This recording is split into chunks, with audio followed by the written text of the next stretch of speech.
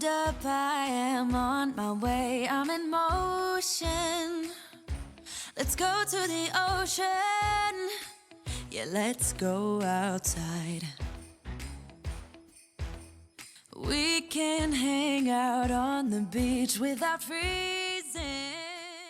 Welcome to the Crafty Vault. Today I have 20 of my best coastal 4th of July Dollar Tree DIYs.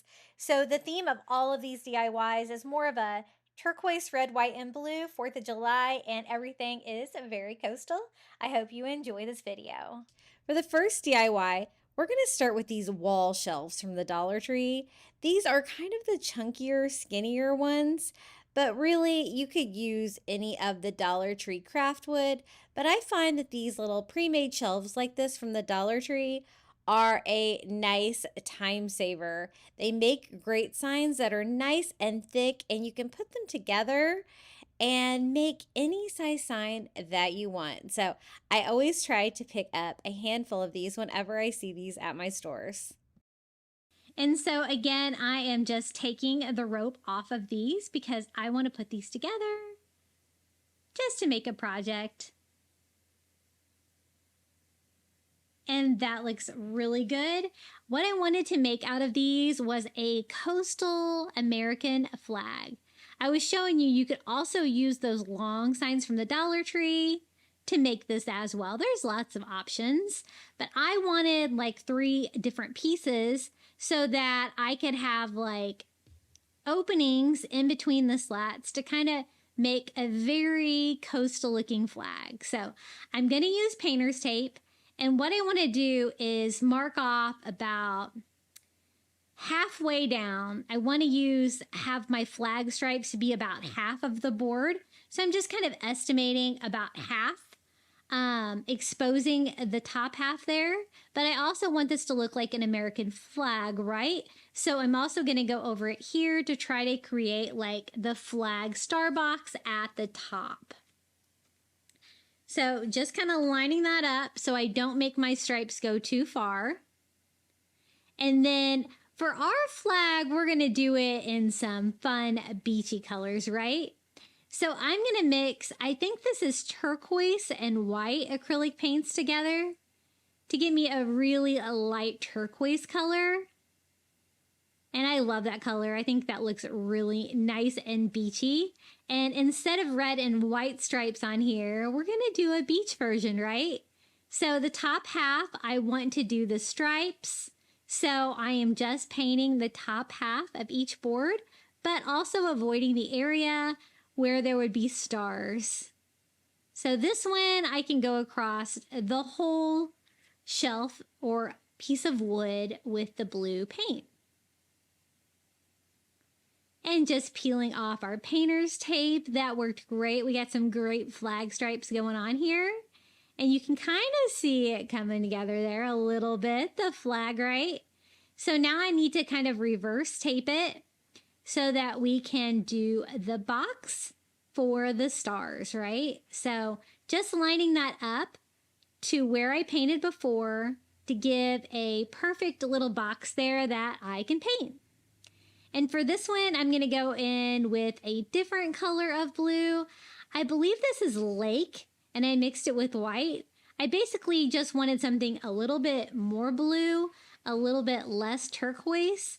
So it still wasn't quite the color I wanted, so I added a little royal. If you don't have the colors that you need, you can always mix colors together and experiment. And that's what I did. I mixed all kinds of blues together there to give me a fun like sky blue color, something that's going to look different than the blue we used on the stripes, because I definitely need a different color for a contrast, right? So we are just going to go ahead and paint that square, that color of blue. So it's kind of like a light blue and turquoise flag is what we're going for. And I think those colors look really pretty together. Can't tell you what color that is.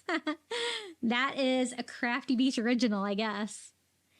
Now it's time to put this flag together. So we're going to use the rope that came with it, of course. And we're just going to tie it together. So I just knot it in the front, cut a piece, string that to the next one. And I'm going to go ahead and do the other side at the same time. That way I can get them, you know, fairly even, the gap that's going to be hanging in between, because I kind of want it to look like, you know, like a hanging board sign, that it's a little bit flexible. There's a little bit movement in between. So I just tie those two together. And we're going to keep working up our little coastal flag, doing the same thing. And, you know, a traditional American flag is wonderful, but it's always fun to kind of put your own touches on things. And I think my little beach version of the American flag is really cute, too. It's just a matter of feeding these through, trying not to get too much fraying. It might work a little bit better if you use a little bit of hot glue on the tip. By just stringing them all along. Now I'm going to go ahead and take apart another one of these. They also have these metal rings on them, which are great, so you should always save that, right? What I did is I just peeled off one of the ropes and left the other one tied on there because, hey, it's there. We might as well use it. It would make a great coastal hanger. So with just one string attached instead of two, I fed that in and tied it off there in the front. Now for starfish, stars, I'm going to use those same white stars that we used on the seahorse that I get on Amazon. If you don't have these and you want to put this together, you can use one of the Dollar Tree starfish instead. It would probably be about the right size, and just put one star on there. That would be totally fine. This one, these are great because I'm able to get like 9 of them on there, 3 by 3 by 3. And these are so easy. All you got to do is glue them on. They have a nice flat back. And I'm just going to leave them that existing white color. I think that looks so pretty against the flag. And it's going to coordinate nicely with that seahorse that we just made. That was more a bluish blue too with the white stars. And then the holes on the bottom were bothering me. So quick fix, just tie a knot, string it through, tie them on the back, and you will have no holes in your sign. Easy peasy. What do you guys think about my little Crafty Beach coastal American flag for 4th of July? It's so cute. And I'm sorry, some of the images today are a little bit grainy. For some of these DIYs, I took a picture of all of them, and I don't know why I didn't take individual pictures of them, but that's the reason for that. I usually try to take really high detailed pictures, but I think you can see it pretty good. Okay, next DIY, we're going to use 2 of these little bamboo turners from the Dollar Tree, and I thought they kind of look like oars, right? So we're going to DIY some oars with these little spatulas from the Dollar Tree. I was trying to figure out how big of a handle they kind of needed, because I didn't want them to have like that existing handle. I wanted to have like a little, you know, oar handle here at the end to make them look like little paddles. And so I just cut the popsicle stick down to size, and then I cut a rounded edge on it to try to match, you know, the end that's already on there. So I cut down 2 of those to size, and we're just going to attach those to our little oars. And I thought they were a little too big. That's why I'm just trimming them down a little bit, but trying to cut that curve back in there. Cutting popsicle sticks is usually pretty easy, but just trying to get it where it looks symmetrical. Then a little bit of hot glue right here on the tip. And we're going to have little handles for our oars. This was such a sweet, cute little project. Then I kind of want them to look patriotic because, hey, this is the 4th of July, right? So I thought some red stripes here on the handle could give them a slight patriotic feel. And it looks like something that would be on an oar anyway, right? So just a red paint pen. I do the front and both sides where you might be able to see it there on the handle. And then I'm going to go in here and do the same thing on the other side. I just want them to have some slight touches that are also patriotic because they're going to be displayed with all of these DIYs you've seen me make so far. Now on the rest of the paddle down here, I thought we would do stars for the flag, right? I'm just using a white paint pen and just drawing stars in there, dotting in the centers, just kind of staggering them like they would be on a flag. You could also do starfish for this. That would be really cute as well. And then for the popsicle stick, I'm going to use like a mint green color to kind of bring in a little bit of that blue beachy vibe. And then we can crisscross them together like that. And it looks like we have a little tiny pair of oars. Super fun for a small DIY. These would be great on a tier tray as well, I think. They're not that large. And then just using some twine, I am tying them together where they come together here in the middle. And flipping that over and tying them again. Now, I wasn't sure they'd stay in place, so I do use a little bit of hot glue there to secure them, so they'll stay exactly where I need them to be. Just a matter of letting that hot glue dry.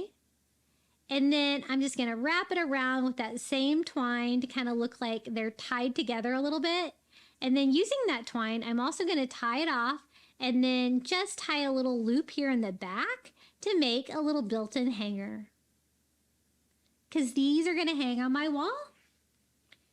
Quick and easy, we have some little coastal patriotic oars. And this is how they look hanging on my wall. I hope you guys are getting some great ideas. These are a little bit on the smaller side for oars, but I think they were great for a 4th of July DIY, just because they're so whimsical and fun. And you can always change up the color of blues on theirs too. I picked up some of these anchor signs. Now, these are Shore Living. They've had the past 3, I think, years at Dollar Tree, but I didn't see them with Shore Living this year, but I am still finding them from time to time in the Crafter Square. So I don't know, they might be a Crafter Square item now. Some of the items have transitioned to Crafter Square, like the mermaids and stuff like that. So hopefully you could find one if you wanted to recreate this great anchor DIY. And of course, what we're doing on this is stripes. So I'm just using painter's tape and just putting it on there in stripes. I'm not measuring or anything, just kind of estimating a good flag stripe pattern right there on it. Also taping it down to my silicone mat, which is going to make it a little bit easier to paint. Now we are going to go in with some traditional bright red acrylic paint to give some bright red stripes on here for this flag. And I love mixing some red in with the blues. It really pops against the blue decor. And then just peeling off my painter's tape to reveal some beautiful red stripes. And I'm not going to paint the white lanes white. I'm just going to leave it the natural wood. I think it looks great in coastal.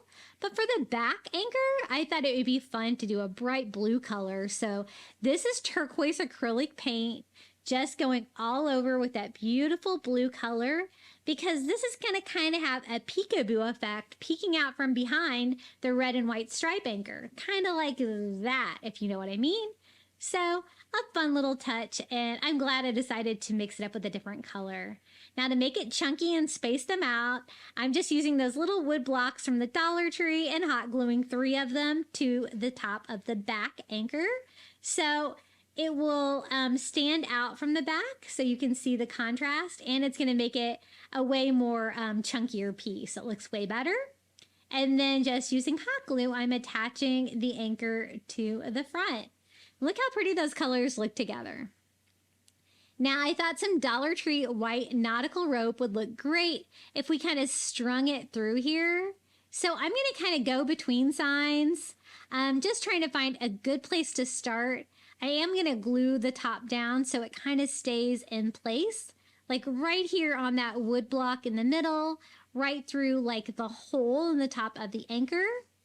And this is the Dollar Tree white rope, that I think the thinner one, but it doesn't matter. They would both look great.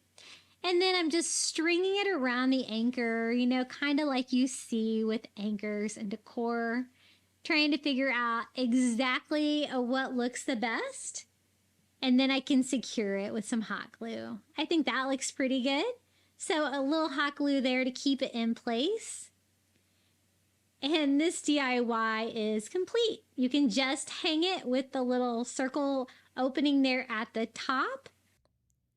And I think it turned out really fun. I love the color combination. I think it looks really great, especially like from the side or at an angle where you can see the blue like peeking out from the back, that contrast against the red and white stripes. I think it's really fun. This is actually a cosmetic bag that I found at the Dollar Tree. I love the color and I loved the saying. It says, "Oh my stars." So I thought we could just make it into a quick little DIY sign. It's about the same size as one of those little bamboo cutting boards from the Dollar Tree. And so I'm just going to cut the front of the bag off. And it's like a great like faux leather. It cut really easily. And you never know what you're going to find. No matter what aisle of the Dollar Tree you're at, cosmetic bags can be great to DIY with. Just try to make that look a little bit more symmetrical. I did want it to have a little bit of a wood border so that we could decorate it a little bit. But I think that looks really cute. I wasn't sure my lines were quite up to par, so I do actually measure them with a ruler to make my cutting a little bit better. And then I thought it needed to show maybe a little bit more wood on the top and the bottom, just to space it out a little bit. So I kind of play with it until I'm happy with it. Oh my stars, I love that saying. We're going to use that again here in another DIY. I think it's so fun. Now to attach it, I'm just going to use some Dollar Tree thumbtacks to go straight into the bamboo cutting board. No glue or anything required. We're just going to kind of pin it down. It's another little fun little touch. That bamboo though is hard. It can bend those for sure. There was a couple I had to try a couple times. And get this attached. I thought we could also decorate it a little bit more. If I could finally get this secure. Okay, that looks good. And I thought some stars would be perfect. These are some laser cut craft stars from the Crafter Square at Dollar Tree. I thought they were very ornate. You know, they're kind of like just made out of cardboard, but they're really cute. You can do a lot of fun things with these.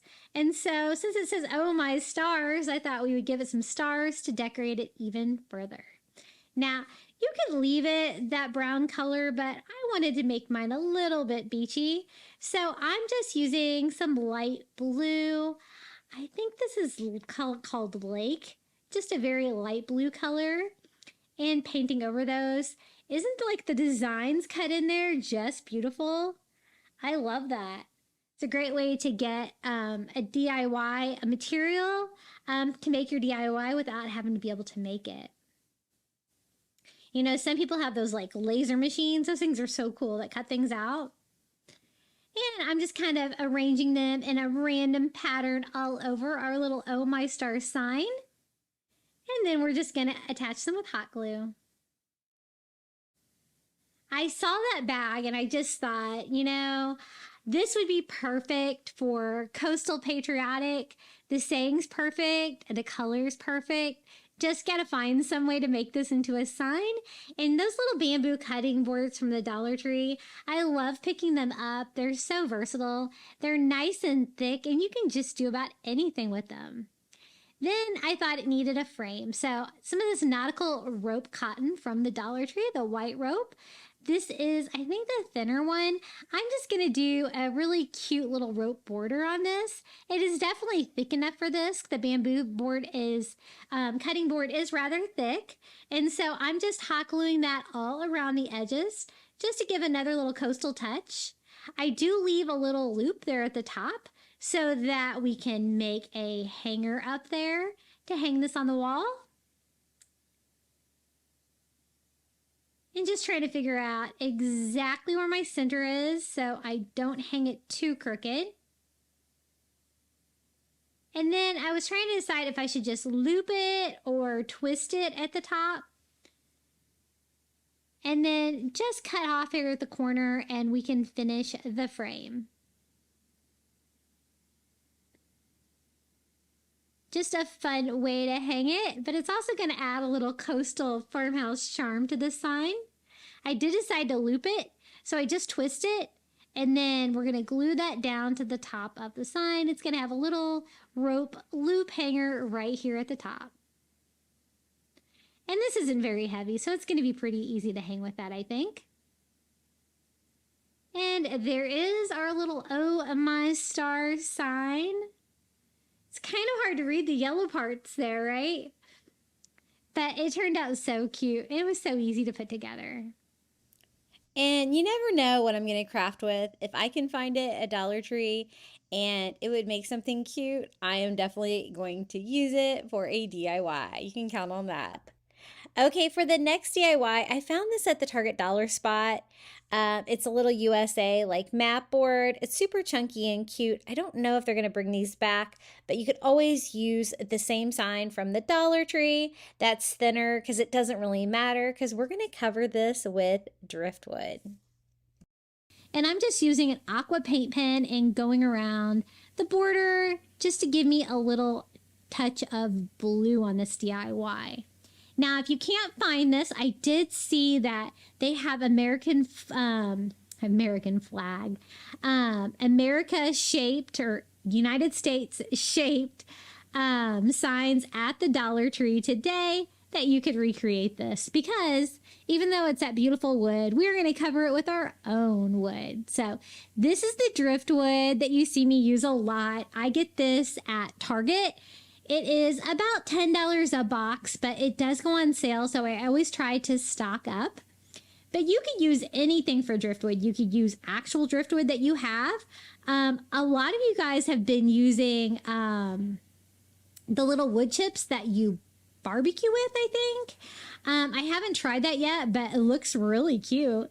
So use whatever you've got, but this works great. It's nice and flat. They're pretty uniform, so I'm able to just kind of put it together like a puzzle using hot glue. If you need to overlap, that's fine. I'm just trying to cover up the entire map of the United States with driftwood to do a fun little Driftwood United States. Now, when you get up here in the Northeast, it gets a little tricky. You're just going to have to use some smaller pieces and just make it work.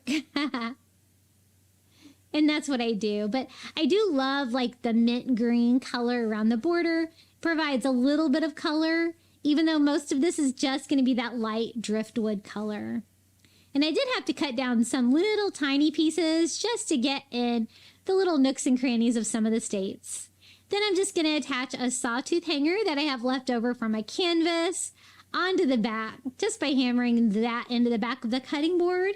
And we have a fun wall decor, little coastal patriotic touch. And I've been having trouble finding this driftwood vase filler at Target. I don't know if it's discontinued. I hope not, because it's one of my favorite driftwood because it's super flat.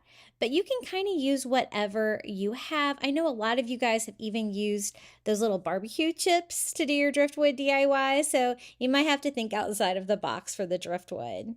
Now on the next DIY, I'm using the seahorse from the previous year's Shore Living collection, but you could always use the one from this year, maybe by flipping it over. I wanted a light blue, not a traditional blue for a flag, but a light beachy blue, and I didn't really have what I wanted. So I mixed like 3 or 4 blue colors together until I got the perfect shade of blue I was looking for this little guy. And we are just painting all over the front of our seahorse sign. I was thinking we could paint the seahorse to look like the stars on a flag, right? And I am going to use the existing design that's already on there, but to make it a little bit more obvious, I'm just kind of drawing it back on with a blue ink pen. It's going to go with my blue theme, right? And it had these little lines all the way down it. I can still kind of see exactly where they're at, so I just drew those all back on. I'm also going to go around the little starfish that is on there and draw that back on with an ink pen as well. And this is just way easier than like a fine tipped paint pen or something like that. I'm just drawing everything back on over my paint. So only one coat, so I can still kind of see through it, but I also put the word C because I want to keep that design, but I also want to make it look patriotic for the 4th of July. So once I got that all drawn back on, I am going to paint the little starfish white with a paint pen. And then I'm also going to go over the word C and color that in with a paint pen as well. You don't have to worry about staying in the lines perfectly when you do a coastal farmhouse decor. You know, a little distress is always good, right? So I love that. I love like the white painting on blue. I always think it looks nice and beachy. Just kind of filling in my paint pen a little bit there to make it look a little bit less like marker lines. And if you need to, you can always go back and touch up your ink a little bit too.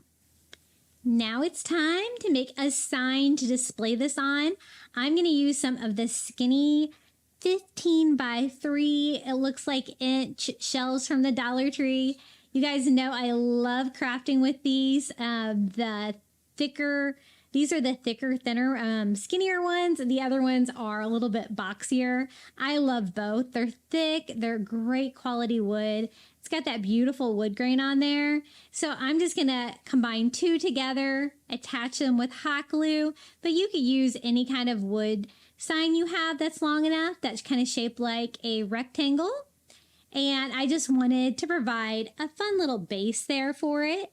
Then we're going to cover our seahorse with starfish. That's going to give me my flag pattern that I'm looking for in my decor. And these are little white molded starfish that I buy on Amazon. I do have them listed below in my Amazon shop.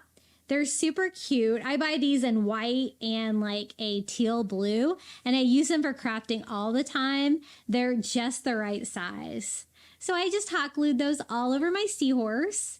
Then using the rope that came with the shelves, I'm just going to cut down a piece, tying it off in front on both sides to make a simple little hanger for our sign. Just burning off a little bit of the fuzzies. It looked a little bit rough, but I think it looks really fun. I thought I could leave the holes in the bottom, or if you want to fill them up, you can always use some more of that twine, just stringing it around the back. It's not really going to be a hanger.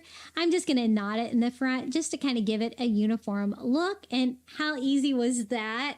Here is our little blue and white star seahorse for the 4th of July.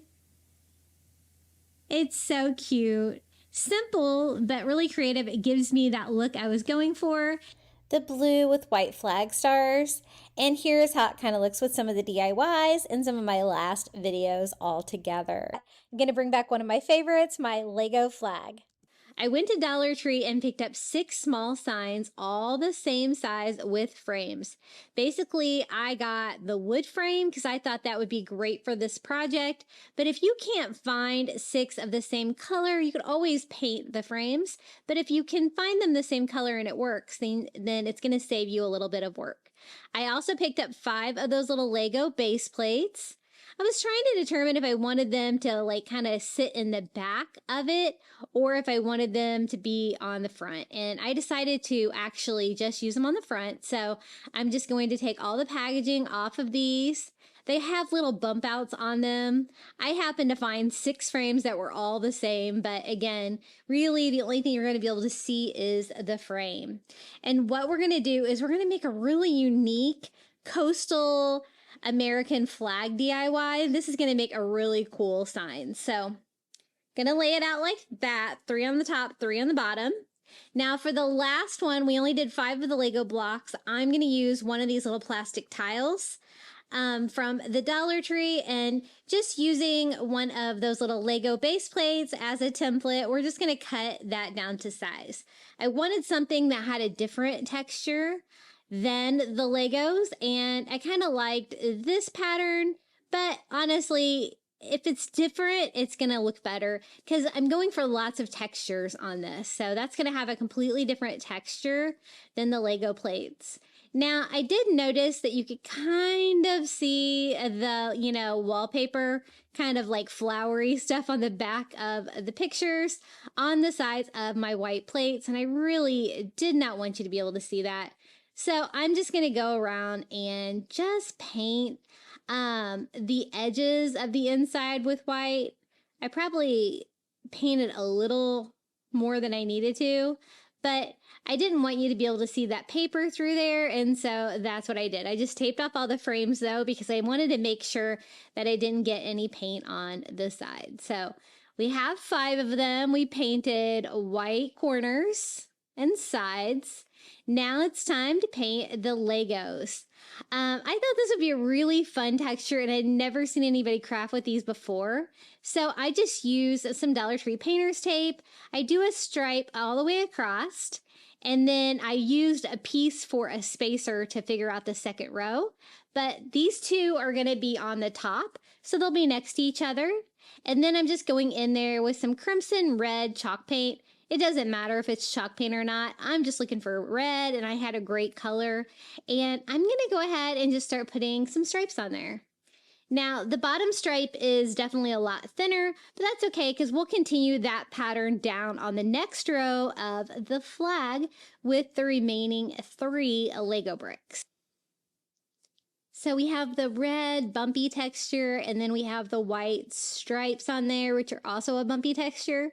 And so those will sit inside the 2 frames on the top, and then we need to do 3 of them for the bottom. I was lucky enough to find white ones, but if you can't find the colors that you want, like the white ones, you could always paint them all. And so I continued that stripe from the first one by kind of just doing a half of a stripe, and then did painter's tape all the way across, and again, just using a piece of painter's tape for a spacer in between. So we're going to continue that red stripe from the top of our flag down here on the bottom. And I did use a brush on the Lego to make sure that I could get down in between all the little pegs on the Lego and make sure I get pretty good coverage on those. And this is going to be a flag that you can display on the wall, or you can display it on a shelf. It turned out so cute. So just removing all of our painter's tape, and there is the rest of our stripes.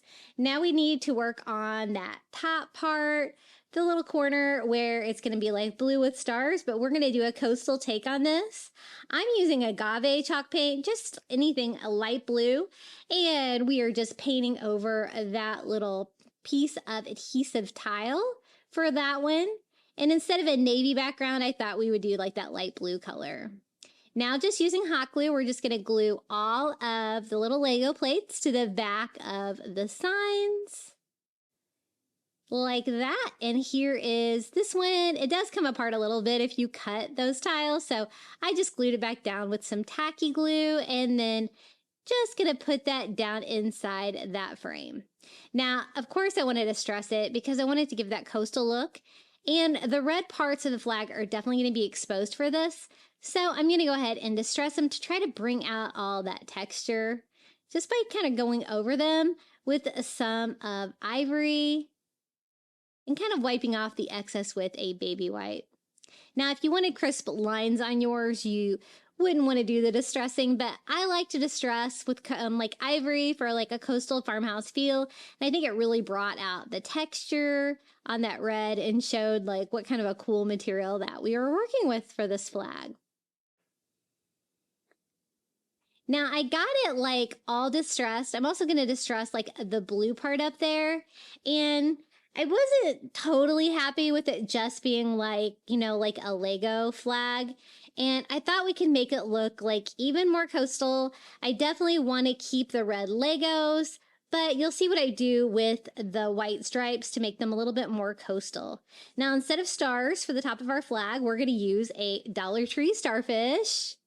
I'm just going to glue that on to the top part with some Dollar Tree glue. And of course, we're going to use a starfish for our coastal 4th of July flag. It looks so cute up there. And this is what we're going to use. Some of that white nautical rope from the Dollar Tree. I thought this would be a really fun texture to do the white stripes. I know they're already white, But I just, again, wanted to add something, another coastal little feature, and it's going to be white too. So I think this turned out really good. So basically, I just cut down the rope to size, and I'm using the wider white rope from the Dollar Tree. So I'm going to need about 2 of those for each stripe on our flag. So I'm just going to get some heavy duty scissors and cut through there. A lot of you guys have asked me what kind of scissors I use to cut through the Dollar Tree rope. These are just KitchenAid kitchen scissors. And, you know, they work, but sometimes just whatever sharp scissors you have is going to work better. So sometimes like my really sharp scissors that I've recently purchased at the Dollar Tree or something like that will cut even better than the KitchenAid ones. You're just going to have to get something that's going to cut all the way through it, kind of saw through it. And again, this was the rope we used. So I cut down 4 pieces for each one of those 5 little parts of our flag. And then we are just going to use hot glue to attach those down. And I'm really glad I did this at the end of this project. I really think this gave them like a way more coastal feel, and it made it seem less like a Lego piece that you would see like at a Legoland or something like that. But it was really fun crafting with the Lego little tiles. I'll probably have to do that again. I really like to find anything from the Dollar Tree that's going to give my DIY like a lot of texture. So towards the end, I just start gluing 2 at a time to make it more efficient there, and just gluing down the rest of our stripes. Now the only thing I have left to do on this project is to attach all 6 of my frames together to form that fun coastal flag. And I always like DIYing with flags for 4th of July. So patriotic, and you can do so many creative things. Give it your own little spin. So I'm going to start by putting these together. I was thinking they might need a little bit of reinforcement. I don't know though, like the, frames are pretty square and solid. So we can probably just get away with a few popsicle sticks on the back to secure those. Kind of like that. Now, I'm going to go ahead and glue them together. I'm just going to use hot glue. It's going to be quick and fast. I use Gorilla Glue hot glue. It works pretty well. If I were doing this an outdoor project, I might choose a different kind of glue, but this is going to be inside, so I think it's going to be fine. So I glue 2 together and 2 together and 2 together, and then I glue the rows together here. Just a little bit of hot glue. Not so much that it's going to seep out and be seen, but enough to hold them together. And that's one thing I love about these kind of signs from the Dollar Tree is that you're not going to have to worry about them being different sizes. They are pretty square, but I am just going to reinforce them a little bit with just some popsicle sticks on the back to make sure this is a permanent flag DIY that we can use every year. And I love it. It's one of my very favorites. And as you can see, we're like at a different angle and using my iPhone. This was back when I very first started my YouTube channel, and I didn't even have a camera yet. But here it is. Here is my coastal flag. I think it's so fun. What do you guys think about this? My little Lego and rope coastal flag DIY. I love it. It's definitely unique. I have never seen another one like it. Except lots of you guys have recreated it, and I always love to see it when you guys share that with me on Facebook.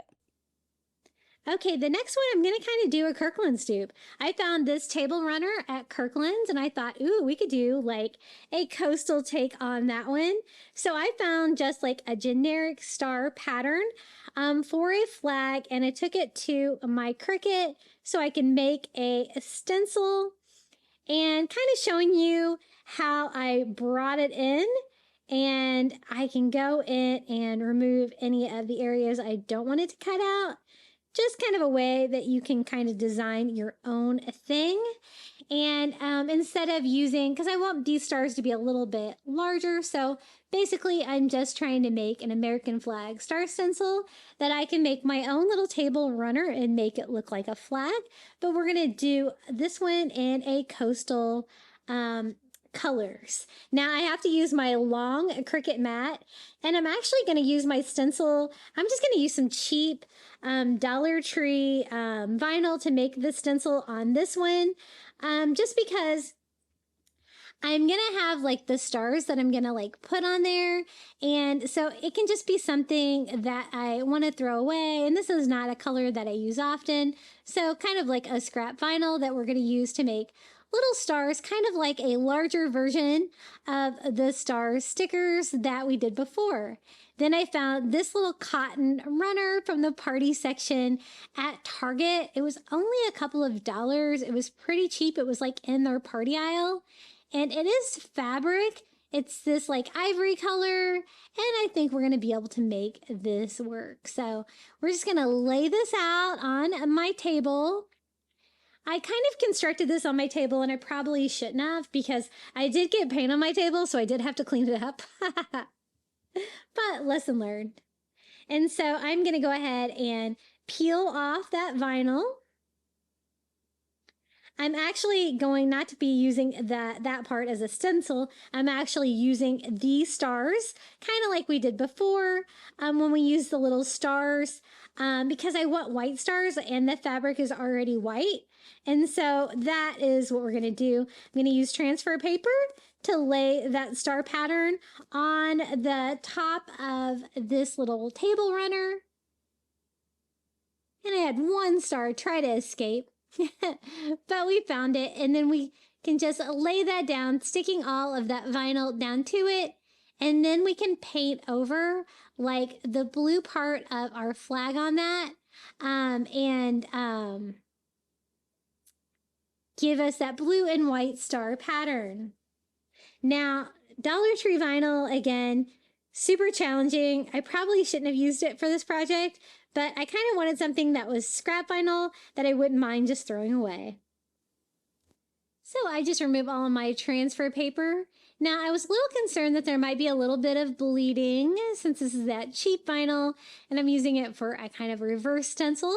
So I'm going to Mod Podge it first to seal that down, and hopefully I'll get a little bit sharper, cleaner lines when I go in to paint this area of the little table runner blue. And I really had fun in making this. This is probably the only table runner that I have DIY'd, but it was really fun to put together. So once I get that dry, I can go in and start painting this that agave blue color. I'm using that color for the blue part of the flag. And I'm just using a roller, a paint roller. I thought it would be easier since this is kind of a bigger project. It's going to go the entire length of my table. And I just go over all of my star stickers to give me a blue pattern on there, hopefully with a bunch of white stars behind it. I do go over with a couple coats, and I am using chalk paint. I do find chalk paint works really well on fabric. I've actually used it on outdoor cushions and stuff like that to kind of change the color of stuff. And with that, it works well. It does get a little rough, though. You do have to sand it down to make it softer. This being on the table, it doesn't really matter too much. Now we can just go in and weed off all of our star stickers, and it worked pretty good. There was a tiny bout of bleeding, but nothing I can't touch up pretty easily. And so I just go in with my Cricut weeder and remove all of those stars, and I have a beautiful star pattern. It looks really cool. And I'm just going to touch up a few areas. I somehow got a little bit of blue paint on the rest of my runner, I noticed, but that's okay. I'll make that be where a stripe is. We'll never know it's there, right? So I'm going to tape off the blue part, and then we can start taping off the stripes with some of that Dollar Tree painter's tape. And I use an actual little piece of the painter's tape for spacing on each end of this. It's kind of hard to show you the entire thing because it was pretty long. And I just put a spacer at the top and the bottom, just moving it per stripe so I get a good pattern. And again, I did have to cover up a small spot on mine, so that is why I did my stripes the way I did them. And then we're going to go in with some of that crimson red chalk paint to do our flag stripes. I'm going to use a roller on this one as well. And just start rolling this on the fabric. Kind of change my angle there so maybe you can see the whole thing. And we're going to have a little flag runner. This was really, it was kind of a bigger project, but it was still really easy to do. And it turned out really cute. So it's time to remove all of the painter's tape and reveal those beautiful little flag stripes we did on there. And we have a little personalized patriotic table runner. Perfect for a 4th of July party or just to display with your patriotic decor. And I love being able to do my own color scheme on there as well. And it was definitely less expensive to make your own, and it was actually really fun to do. Okay, are you ready for another one? This DIY is really fun. We are using some of those microfiber dusting pads or mop pads from the Dollar Tree, one of these chalkboard signs. I had a long piece of wood from a sign that kind of fell apart, so kind of using a trash to treasure on that, and a knob from a Walmart.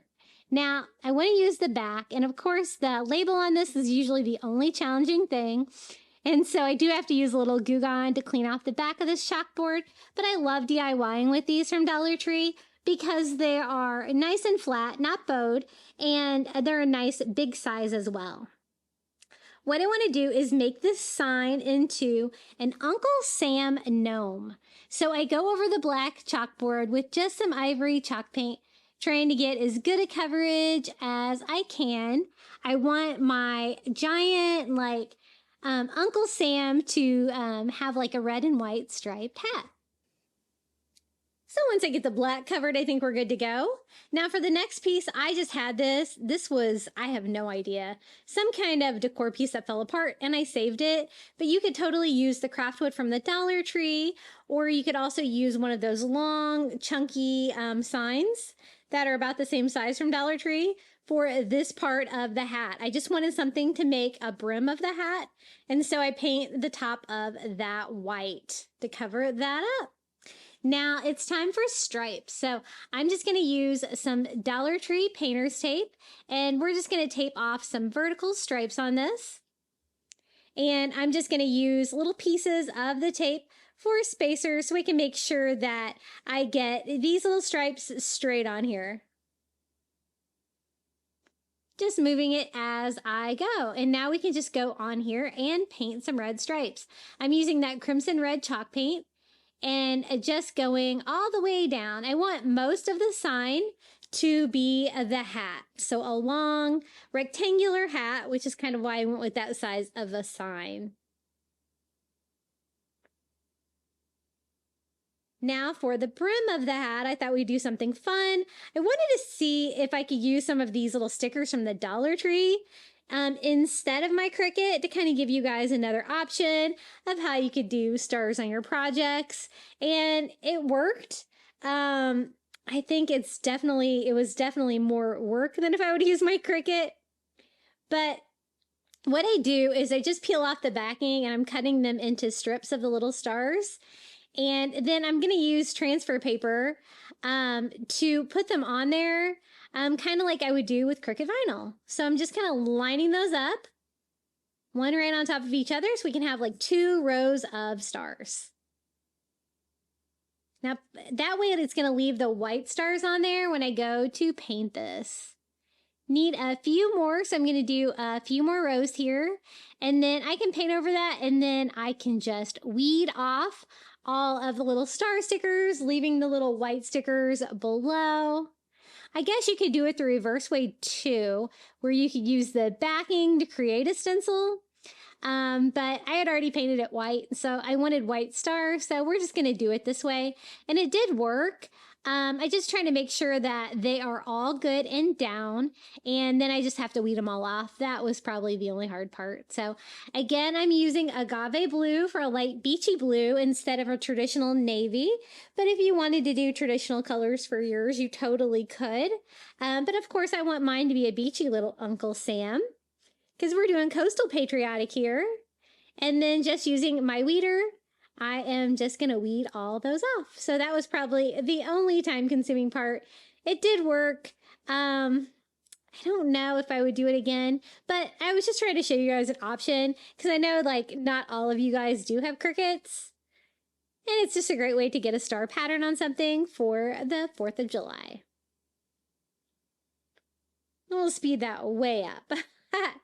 I'm also going to kind of rough it up a little bit with my sandpaper, kind of distress the edges. It was already red, so I left the sides red. And that kind of goes with the theme. I take off the painter's tape here on my Uncle Sam hat. Did have a little bit of crazy bleeding going on down here at the bottom, but this is going to be the bottom of my hat. And so a lot of that's going to be covered anyway, but I am touching up any areas that I think might be visible. I want to attach a long beard to the Uncle Sam hat and then have the brim of the hat. And I kind of want to make it like a gonk or a gnome where you only see the nose, not the eyes. So of course I distressed it. I distressed it with ivory all over just to give that coastal farmhouse vibe and kind of make it look a little bit roughed up. Now for the nose, I'm going to use a cabinet knob that I got really cheap at Dollar Tree. I'm just kind of putting my board up on some blocks here so that I can drill through that and not go through my silicone mat. But I'm just going to put like, you know, like a little cabinet doorknob on there for the nose. But, you know, you could totally use like a big wood bead or anything round for the nose. I thought this would be a fun little touch. And since it's already got a screw on the back, I might as well just use that to attach it to my sign. And so that's what we're going to do. I'm feeding the screw through the back and attaching the little knob on top. Now, the screw that came with my knob was like way too big, so I switched it out for a smaller one that I happened to have, and that worked out perfectly. So I think this is the only time I've used a cabinet knob for a gnome nose, but it worked out really well. Now here is the brim of the hat. I'm just making sure that's going to fit on there, but we probably should get started on the little gnome or gonk beard.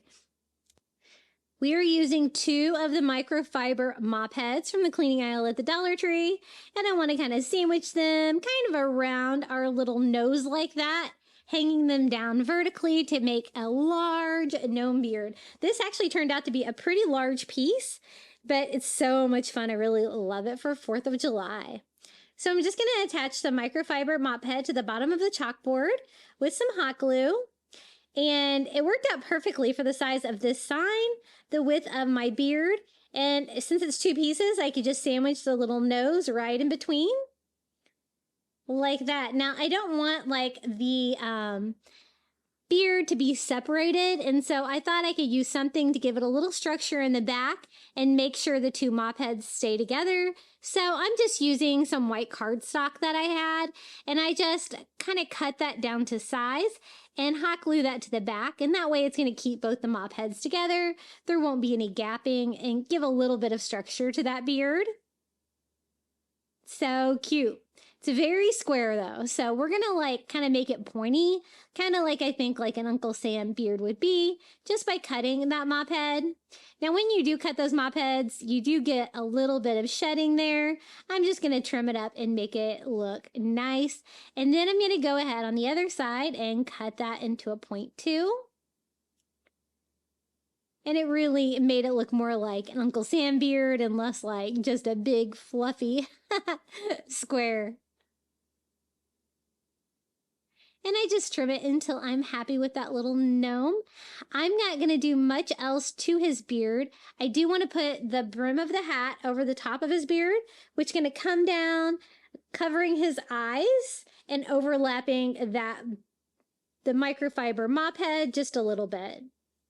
I thought I could kind of smush it down. I did find I left maybe a little bit too much beard to get all the way down to the little knob for the nose.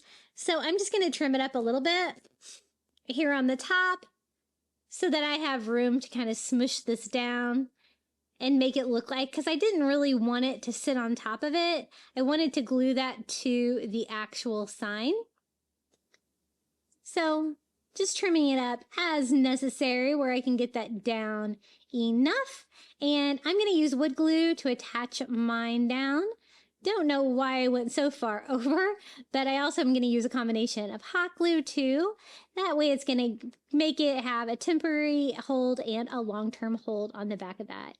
Now, the back of this is kind of a hot mess because I didn't really finish the back of the sign first. I do clean that up a little bit with a little cardstock that I had left over. But, you know, you could totally paint it back there too. And I am going to use a little starfish to finish off his hat. Then I thought like a little burlap ribbon to go around the base of his hat would be really cute too. I don't really want you to be able to see through it though, so I'm going to double it up to make it a little bit thicker. And this is just some burlap ribbon from the Dollar Tree. And I just glue 2 on the back where I can just wrap those around my side. Just a few more coastal touches, the burlap and the starfish from the shore living line. So I just pull that tight, and then we're just going to glue the other 2 on this side. Just something you have to be careful when you're working with the burlap. You're definitely going to be able to see through it. So sometimes you do have to layer them like that. I'm going to go ahead and use some twine to reattach my hanger, knotting that off in the front.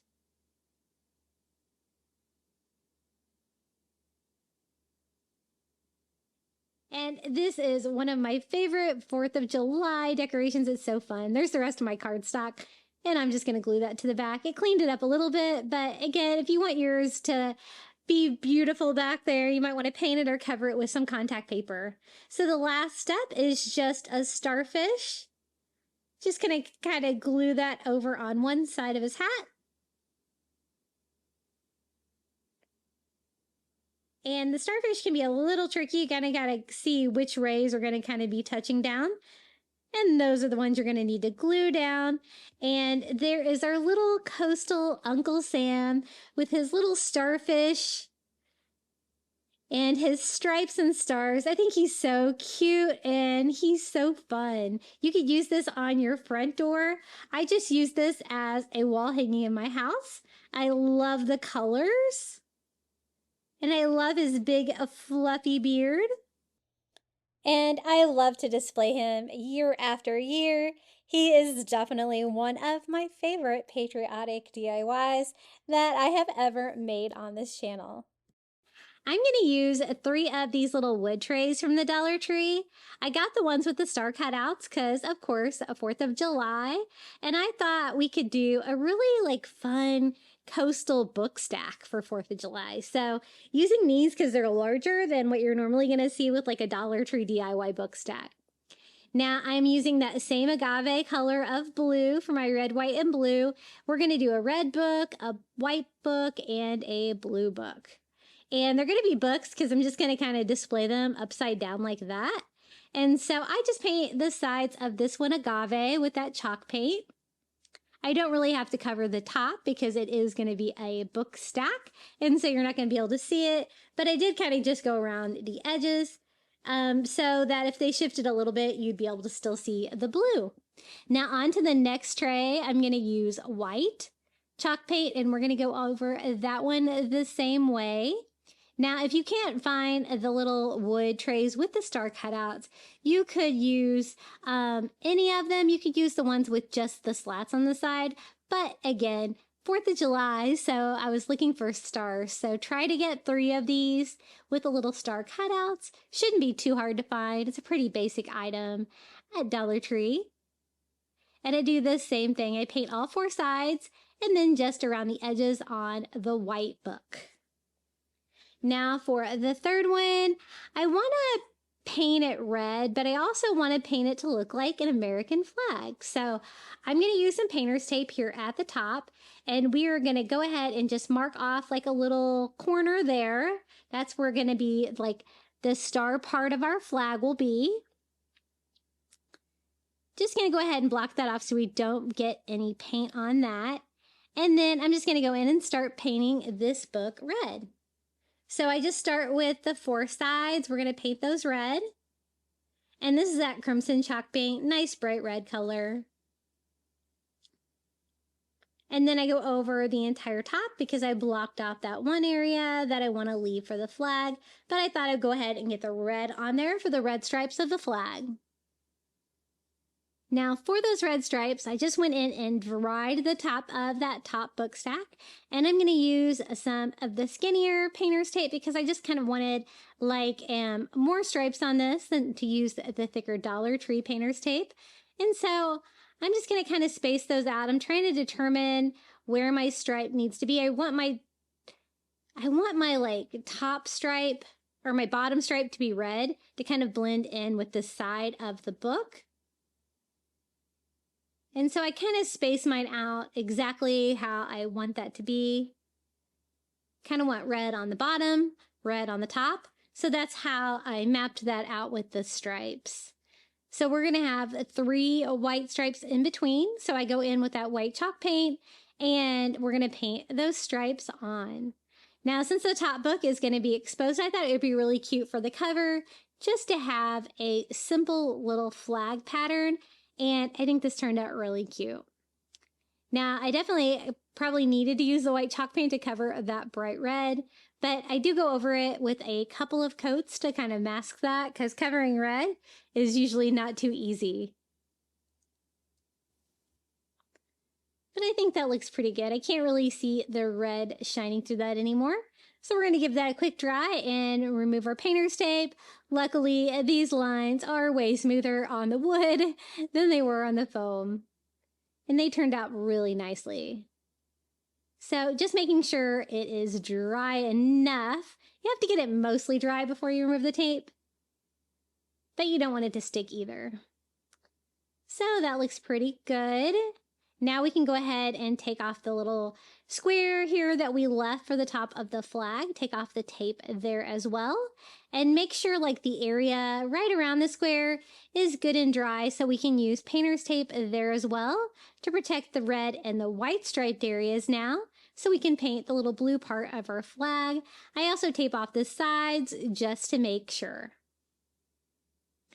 And for the blue, again, I'm using that agave color. I love doing like your own kind of color scheme, making things coastal and beachy. It's always fun. So I paint that part, that light blue.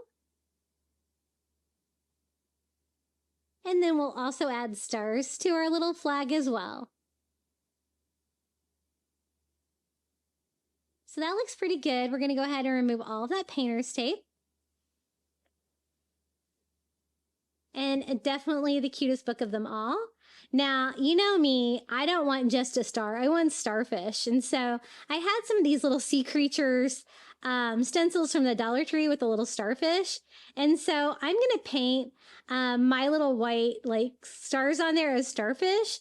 But honestly, I don't think you're going to be able to tell. You can kind of even draw a star on there with white paint pen.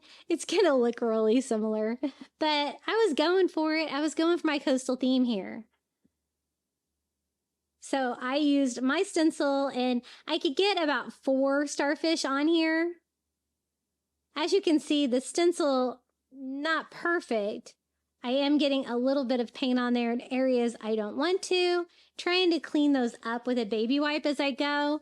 Of course, I always distress everything, so not too worried about it at this point. But I think 4 stars is all we're going to be able to fit on this one.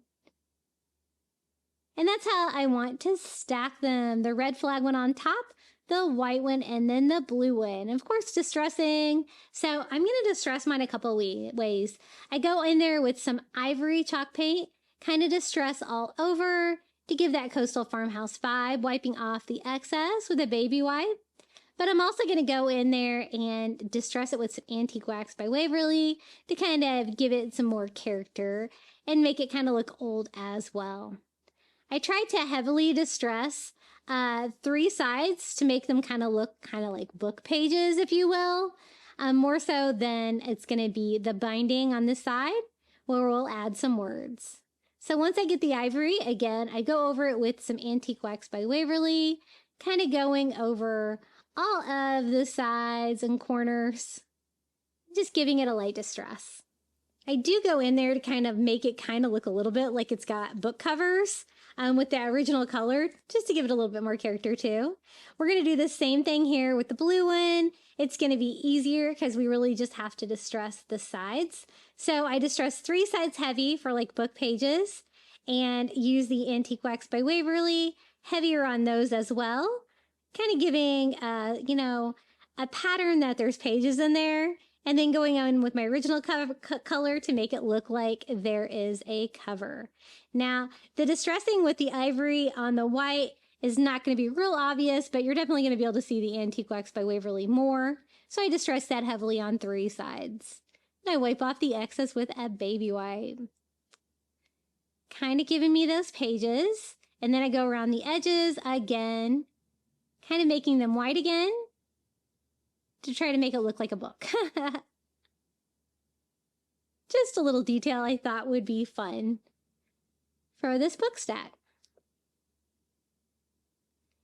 Now it's time to break out the Cricut. So I kind of measure how big these are, and we're going to cut out some vinyl to go over them. I also want to tie them together, and I thought some of this red like zigzag stripe and burlap ribbon from the Dollar Tree would be really cute to do that. So I'm going to go ahead and cut that down to size and kind of gather them together with this. Kind of doing this step first before my vinyl so I can kind of see exactly how much room I have left for letters for the side of my little books. And I'm just going to hot glue that ribbon to itself there on the bottom. And that is going to keep the whole project together and make them look like they're tied up. But I do really want them to have like a tied up feel, so I'm not just going to use that ribbon. I'm also going to use some of that thin Dollar Tree twine, and we're just going to wrap those around that as well, just to give a little bit more character to that.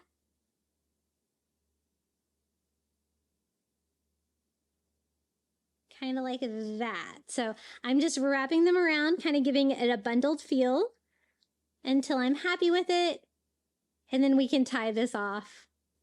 I decided to tie it right here where you can see it, right here in the front. And I just knot it and then just simply like tie a little bow on there just for a little bit of character. I also have some of those clothespins from the Shore Living line, so I thought that would be fun to decorate it with too. So one of the little wood seahorses, and I can just simply clip that over my bow here. Just a little coastal touch to this. Now we have the coastal colors, so now I wanted a coastal saying on the side of the book. So I'm going to use my Cricut and some vinyl, and we're just going to cut out letters for this. I chose to do white for the red and the blue book. And I'm going to have it say from sea to shining sea, because of course that's patriotic, but of course it's also coastal. Sometimes with the skinny font, which is what I'm using, I downloaded that font on dafont.com. It can be a little bit challenging to read, but I think we can make it work. I'm going to have it say from sea on the top book, and then sea on the bottom book, and then to shining. I did that in red, and I actually used Dollar Tree vinyl on that. I was a little worried, but we got it to work here. And again, I just used the skinny font for that, just measuring it so that it would fit exactly on the side of the books. And I'm using that paper, transfer paper. I get that on Amazon. That's always available in my shop below. I love it. It is my favorite transfer paper for vinyl, especially for a lettering like this. So we're going to start with the middle book first. I kind of want to align everything to the left. So I'm going to put to shining here. Definitely had to do the red, so we have the contrast against the white book. And then we can go ahead and decorate the little sides of the other two books. I don't know, that red one was, or this one was really fighting me on the letters, but I was able to salvage it and get them all on there. And I love it. I love that font. It's very similar to the Ray Dunn font. And I use that a lot in my home. So there it is. We have our little patriotic and coastal book stack. I think it is so much fun. I love the little flag on top and the little coastal touches, like the little seahorse, the from sea to shining sea. And I like it a lot better than just doing the small book stack. This is definitely more of a significant display and super patriotic. Okay, we got that. Now we need a wreath for the front door. And I found this star wreath form from the Dollar Tree. But you know what? I couldn't think of any kind of material I wanted to cover this with that was going to work, because what I want to do is kind of make a star frame to go on the front of a coastal reef. So your girl is going back to elementary school here. We're going to paper mache. It's been a long time since I paper mache'd. Maybe I probably paper mache'd some volcanoes for my son, I'm sure. So just using some white school glue, I think from Dollar Tree. And I just shredded a local newspaper, and we're going to go wild covering this star with paper mache. You know, it was messy, but it was fun, and it turned out really cool. So just like you remember, you just dip the strips in your glue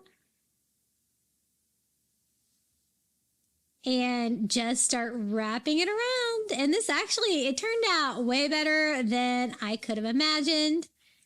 And that is just regular school glue. And then I filled the glue bottle back up with water. So it's half school glue, half water to make it runny like that, right? Now I want the front part of my frame to be the prettiest, but I do wrap it all the way around just for even coverage. Basically, kind of using the wires if I can, but I want like all the points and everything like that and all the shape of it, because I want to do a star sign inside of it. This is just going to be a star frame. So we're going to speed this way up because it actually did take a little bit of time to put this together for sure. And just like paper mache, you remember growing up, you do have to let it dry too, but man, it turned out really durable in the end. I made it nice and thick because I knew it was going to be outside, and I was a little worried about hanging some paper on my front door, but it actually worked out great. My plan for this wreath is to have a framed star on the front of like a life buoy. So we're going to do like a giant life buoy ring wreath with this star dangling down in between it. So we're going to have the coastal, we're going to have the 4th of July, we're going to have all of it. But this is how the star wreath looks with paper mache. I've never seen anybody else do this, so here you go. Now, I did want to cover up the newspaper print because I didn't want you to be able to see the words and pictures and all that kind of stuff. So I just go over the whole thing with some ivory chalk paint to get really good coverage. And I'm even going to do the back just to kind of make it more of a finished product. Going to hang on my front door. I don't want it to look like newspaper. And I thought that would help seal it as well, you know, to try to get away from the fact that it's kind of made out of paper. Then once I get that dry, I'm going to paint it bright red. At first, I had visions of stripes, but I was like, nah, it doesn't need to be red stripes. I just want the whole frame to be bright red. And so I'm using, I think it's called Crimson chalk paint by Waverly, and going all over to give me that bright red star frame that I was looking for. And since this is going on my front door and I want it to be super durable, I do go ahead and paint the back as well to seal in all that paper mache. I go over the front too with another coat, and this is the large wreath form from the Dollar Tree, and we're going to use some burlap ribbon, some blue Easter ribbon, and some brown rope from the Dollar Tree to make this look like a life ring or a life buoy, however you want to say it. It is the 18-inch wreath form. Definitely needs to be that big for all we're going to do. So we're going to kind of combine, I guess, two wreath forms together to make a bigger piece. I'm just going to wrap it in burlap using some of that burlap ribbon. Nowadays, they have the rolled burlap at Dollar Tree, which is even wider, which would make this even easier. I use that for the anchor wreath that I have right now on my door. And but this will do the same thing. It's just going to take a little bit more wrapping, a little bit more seams to do it with a skinnier ribbon like this. But just going all the way around till we run out of ribbon. And then we had to start a second package of it to finish it. I just hot glue it to the back and keep wrapping all the way around this reform. I love buying these large reforms from the Dollar Tree. I think they're a great value for $1.25. So now that we have it all wrapped in burlap, I want to make it look like a life ring. So I'm just using some blue ribbon from Dollar Tree, the Easter ribbon, and some Dollar Tree brown rope. I'm securing that to the back and gluing the ribbon over to seal it in. That way it sticks out on the sides like it would on a life ring. So you're going to need 4 pieces of ribbon for this. And this blue is a nice beachy color. I always try to stock up on that every year at Easter because I love it. It's a nice big blue ribbon from the Dollar Tree. Makes some great coastal projects. And kind of looping the, you want the rope to be a little bit larger. Kind of stick out the sides to make it look like that life buoy effect. And I do glue it down to the back of the burlap and then glue both pieces of that blue ribbon down. And then we'll just hide like the joint underneath one of those ribbon pieces here at the bottom of this. And just wrap the ribbon over both pieces, and that kind of hides where it starts and stops. Now here's our frame, and this is what I wanted it for. One of those wood star signs from the Crafter Square at Dollar Tree, because I want this sign to say something. And so we're going to make that into a little sign that goes on that, and that's actually going to be its frame. So kind of a creative way to use that star reform, but I like how it turned out. I don't really need a hole in the wood star, so we're just going to start by filling that in with some spackle to get rid of that. And I also have some spray polyacrylic, and so I thought, let's try to add a little bit more polyacrylic to this so that it holds up. I was still kind of worried about the paper mache, but after I sealed it with the spray polyacrylic, you could also use the brush on. I think it was really durable. Now for the star sign, I'm going to paint it that beautiful agave chalk paint by Waverly. And this is the same color that we used on, like the USA for the sign that's going to be out front next to this reef. So it's all going to go together with the red and this beachy color of blue. The agave instead of like a traditional blue that you would have like on a flag, which would be more of a navy, I guess. And I do go over it with a couple of coats to make sure I have really good coverage there on the front of that sign. And I want it to be sealed as well, so I go over it with some spray polyacrylic as well, because I want it to be durable. Next, I measured my star and I went to my Cricut because we're just going to make a stencil. I'm going to use a little stencil vinyl and cut out a fun design to go on the front.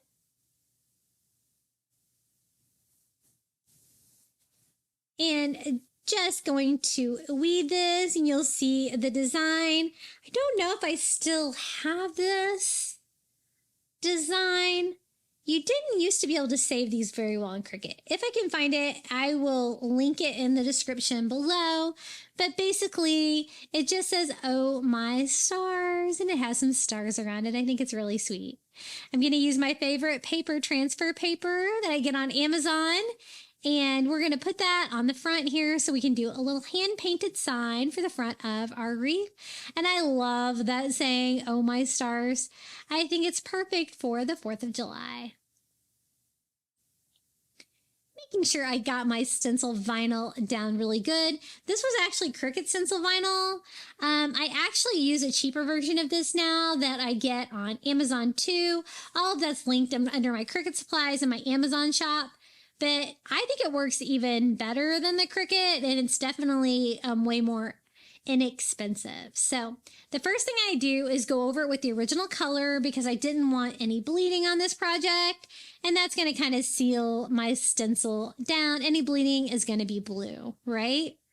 So I go over my stencil with my heat gun and then go back, and I'm just using the little stencil daubers from the Dollar Tree, and I'm just using ivory chalk paint all over to make the hand-painted sign on top of my stencil. And hand-painted, definitely the way to go if it's going to be something that is outside as well, as opposed to using any kind of vinyl on there. And I had to go over it with a couple coats to make sure it was nice and bright. And let's see how this stencil turned out. It did a really good job. The trick of using the original color, it does work. I don't often use it, but if it's something important like this, I will definitely try to give it a go. And I think that's really super cute. I do go in with my white paint pen and touch up any areas that might need it, but otherwise I think it turned out pretty good. I also want to give it a slight ivory distress all over to give it that coastal farmhouse vibe that I like. Not too much, and just wipe off the excess with a baby wipe just to give it some character, but I don't want to mess up my stencil on there, so I'm being kind of careful. And then I'm also going to distress my red star with some ivory. It's so sealed in, I think it was pretty easy to distress it at this point. And that's how it all looks together. I wanted a little bit more distressing just to kind of make it look older. So I did distress it with a little bit of antique wax by Waverly too.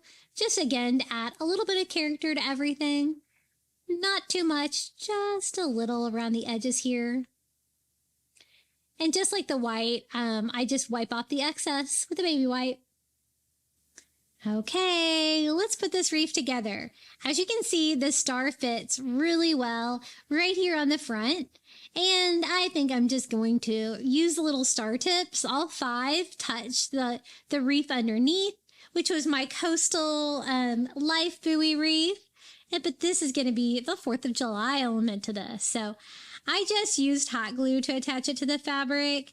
I know I don't like to use hot glue outside, but it really seemed to work well for this project.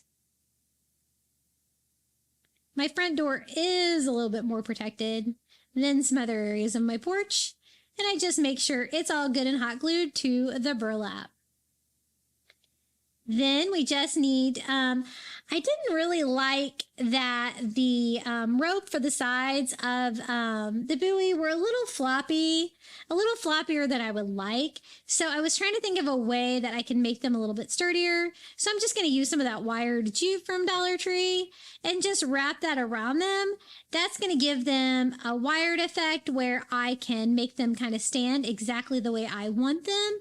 But the wire jute kind of blends in with the rope because it's like the same color and everything. So I do that on both sides here just to make them stick out kind of like I want. Otherwise, they were kind of all over the place, if you know what I mean. And the top hoop we can just use for a hanger, and the bottom will naturally hang down. So I think that's okay.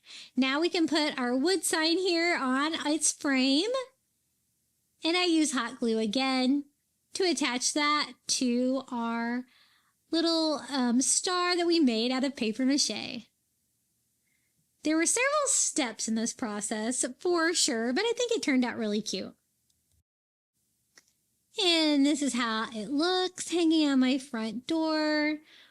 And it was a little labor intensive to make that paper mache star, but it turned out so cute. And anytime I can make like a life buoy wreath, I'm definitely gonna do it. They're so fun.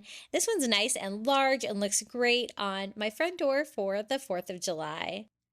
We're going to use 2 of those wood boxes again from the Dollar Tree. This was one that I tried sublimation on. And so it was kind of just something I kind of needed to paint. So I'm going to go ahead and paint it and use it for part of this project.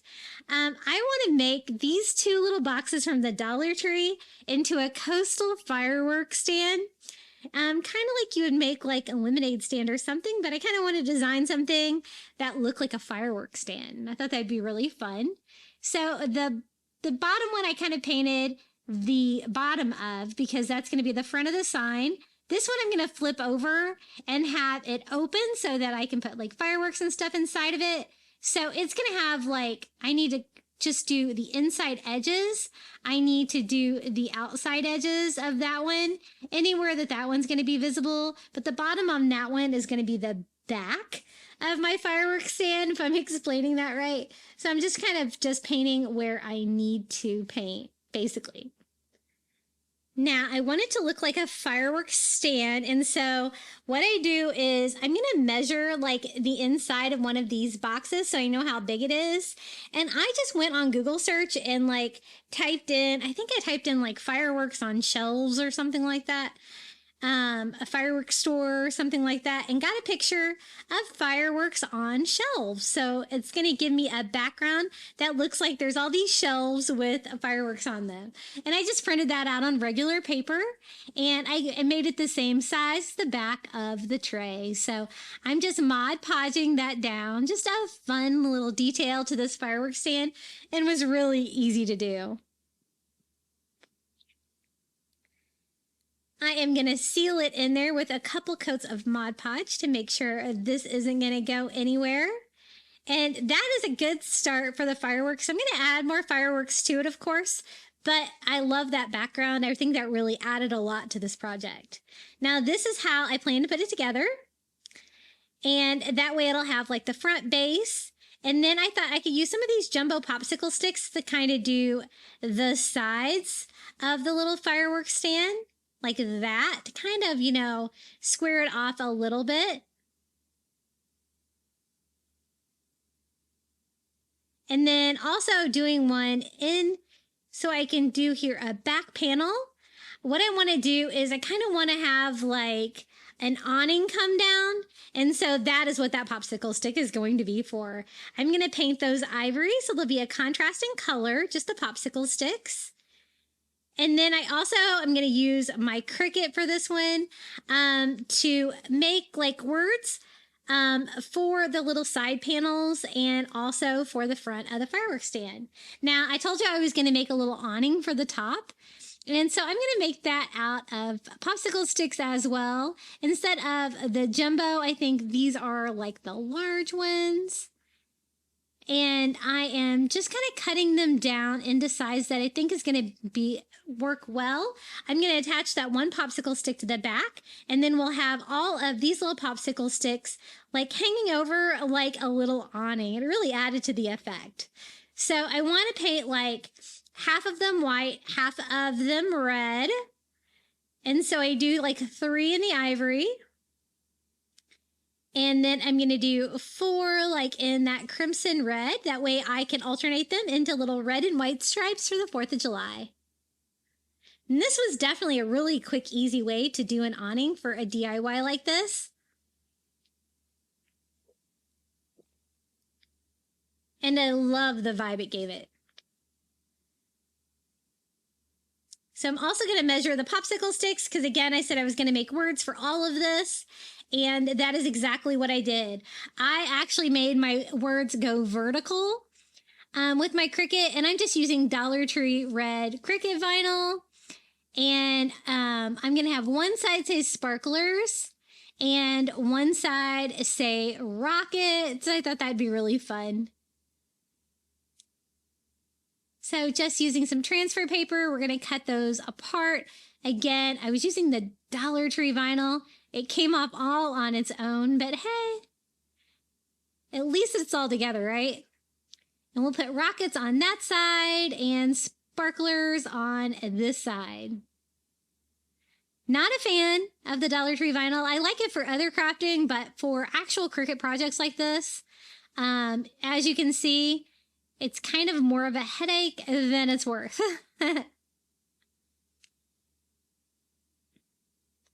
But we made it work. And now we can start putting this thing together. So sparklers on one side, rockets on the other. And then the front panel here, which I also want to add words to. I do go over and seal that vinyl down just because it was being, kind of iffy whether it was going to stay down with a little bit of Mod Podge. And then I go in with my Cricut again, and we are going to make a stencil. So I'm going to use some stencil vinyl, and we are going to use that to make stencils to do like a hand-painted front to the fireworks sign. And I am going to make it say Beachside Fireworks. Here where I live, you either live, you live beachside or you live in town, so I'm going to have like beachside be in cursive and then fireworks like in a big bold font. And you guys know I love using my Cricut to make stencils. It's one of the best parts. So we're just going to line those up on the sign and hand paint those onto the front of the sign to kind of personalize the little fireworks stand. I always like to use a little extra painter's tape as well to make sure that I don't go too crazy, but I'm just using some stencil daubers from the Dollar Tree and stenciling that on. We're going to do Beachside in the ivory, and then we're going to do the fireworks in bright red, so we still have our red, white, and light blue theme for this. I can't remember. I don't know if I saved what fonts these were, but I will try to find them. If I do, I'll put them in the description below. I don't think I actually saved them in Cricut. And so here's the fireworks that we're going to paint bright red. And again, you could just attach the vinyl for the words on this. I always think it looks a little bit more high-end when you paint it, but definitely for the smaller words that we did on the side, using the actual vinyl was definitely faster. So that looks really good. I like those colors together. I was going back and forth about what to make that say, but I think Beachside Fireworks is perfect. Now I'm going to go in and lightly distress all over with a little bit of ivory to give it that coastal vibe that I love. And kind of wipe off any excess with a baby wipe. Now I'm going to distress the top too, just to kind of make it match. You can see I didn't paint the top just because I knew I was going to be attaching an awning to the top. And I usually don't want to paint areas that I know I'm going to need to glue.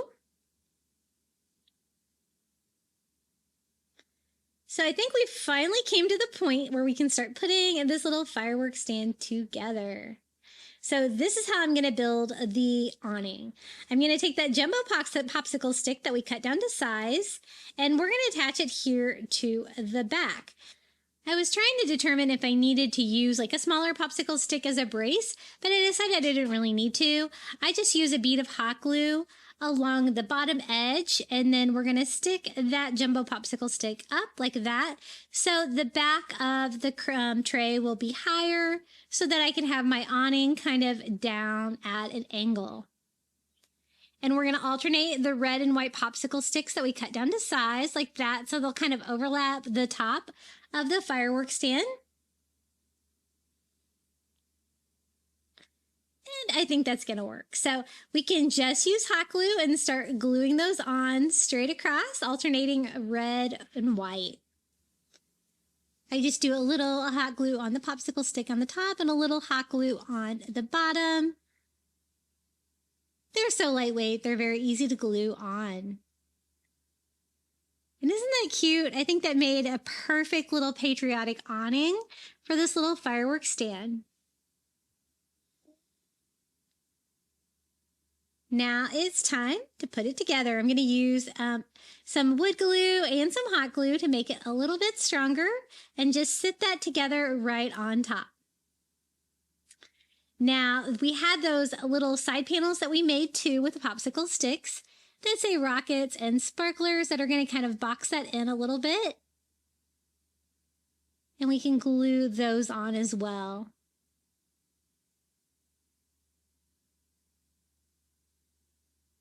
And pretty much the fireworks stand is complete, but I wanted to take it up a notch and make it even more special.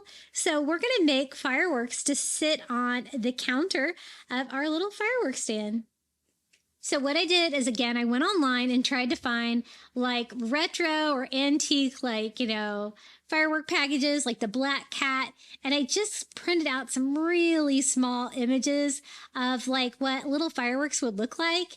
And then I just had some little bamboo sticks. You could use popsicle sticks, whatever you've got, something thin enough to cut down. And then I just cut down little wood pieces, the same size as the little fireworks.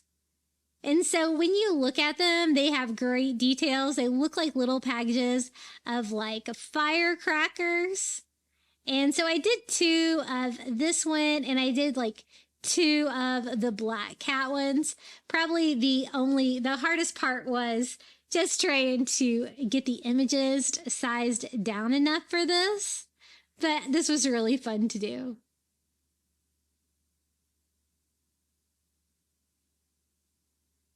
And that wood is thin enough that I can just cut it to size.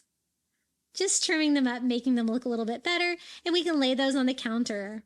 Now, I also got some of these like longer wood beads from the Dollar Tree. And I thought I would combine them with some toothpicks to make like some little colorful bottle rockets for our fireworks stand as well. So basically think miniature is what we're doing with this one. I picked out these long wood beads because I thought that would give me kind of the shape of a bottle rocket, right? If I cut down the toothpicks a little bit and attach those together. And then I can go back and even cover those with some paper. That's going to make them look even more patriotic. I just had some scrapbook paper. I think this was from the Dollar Tree even. And just some like red and white patterns. And I just wrapped that around them to kind of make them look like bottle rockets. And that was really fun. Anytime I can make a little miniatures like this for my craft, they really make me smile. So we're going to do like a red and white chevron pattern on this one. And just kind of leaning those up against the back of our fireworks stand. Then I thought I need sparklers. So I also printed out a very tiny image of sparklers. And I'm going to glue that onto a popsicle stick and cut that down to size as well. Because we can't have a fireworks stand without sparklers, right? I was trying to think of any of my favorite fireworks that we need to have on display here on the fireworks stand. Now I want to make sure these things don't just kind of like fall all over the place. So I am going to attach them in here with hot glue to kind of keep them in place. And this was such a fun DIY to put together. I would really encourage you to make this. And you can definitely make it your own by kind of adding your favorite fireworks.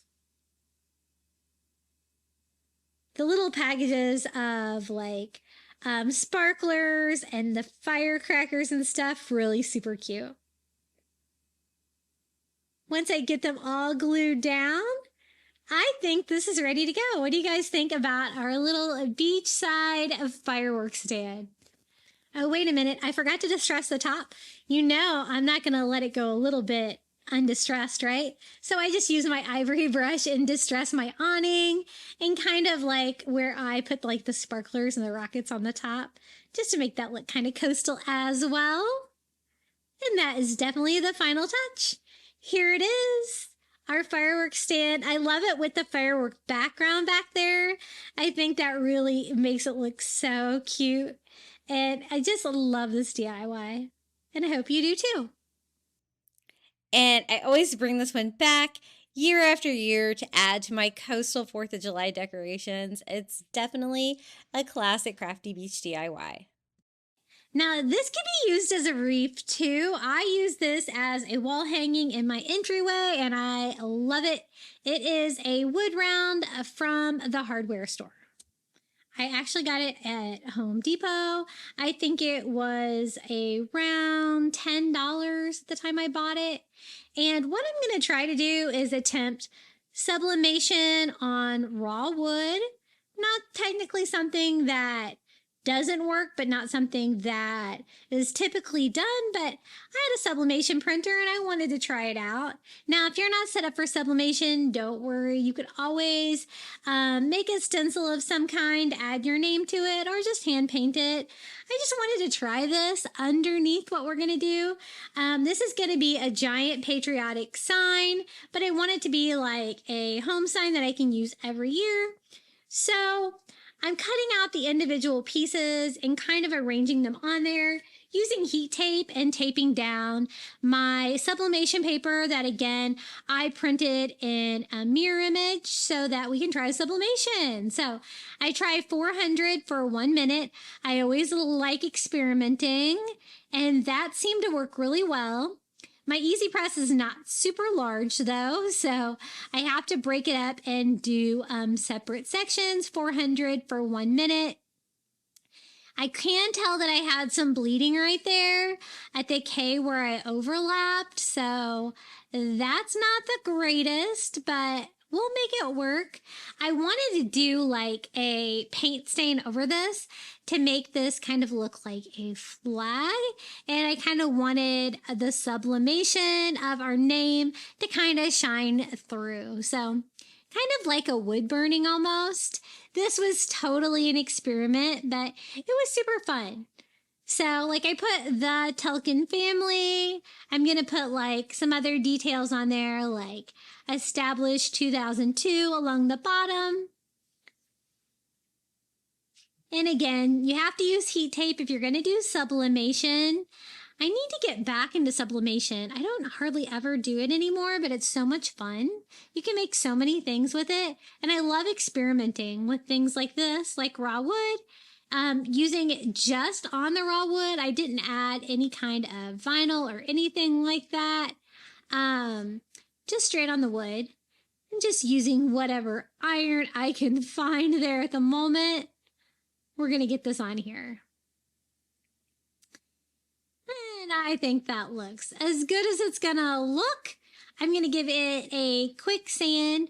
I was a little worried about the bleeding in my sublimation, that you were going to be able to see it in the final product. So what I do is I do have some paint about the same color as my wood round. And I'm going to try to go in here and just touch it up a little bit before I go in and add the colors to see if I can kind of disguise that a little bit.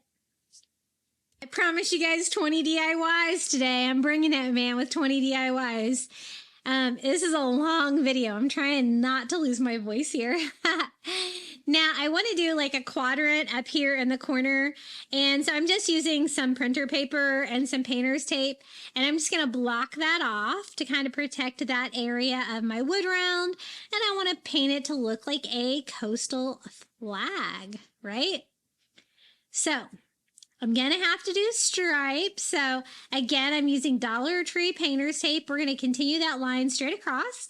And then you can just use little pieces like that to space that out fairly evenly. And we're going to do just a simple flag stripe pattern all the way up to the top here. And these wood rounds from Home Depot, like super sturdy, super heavy. I did have to kind of reinforce the hanger on this and stuff. But definitely fun to craft with. I've also used these with my Cricut, and they are beautiful, nice thick pieces of wood.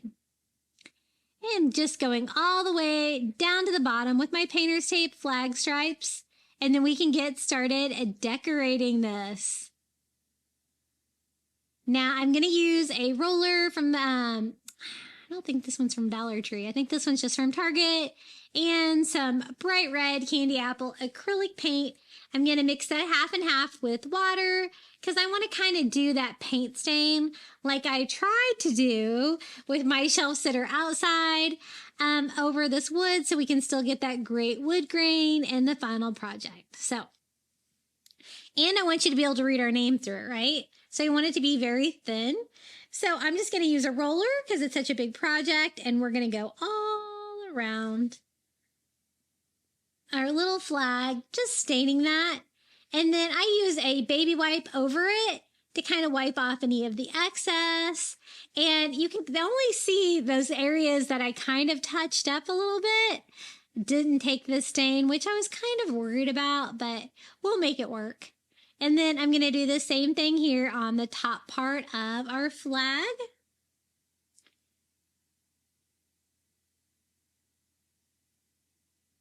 And all the way around, all the edges too. Just kind of distressing that and that same red stain. And see, the areas of the paint totally didn't take the stain. Probably should have touched it up later rather than beginning, but that's okay. So I'm going to go ahead and peel off my painter's tape. The Dollar Tree painter's tape, I mean, it's not the best. You're going to get some bleeding. Luckily, I kind of had that color, so I can kind of touch that up if I need to. But basically, we're just taking all of this off now. And what I have is that beautiful red stripe. That's what I was trying to go for on my shelf sitter that we made for outside. I didn't get it because I didn't really like how I taped it before, but it looks pretty cool, doesn't it? And the sublimation worked. I mean, you can definitely see it through the paint.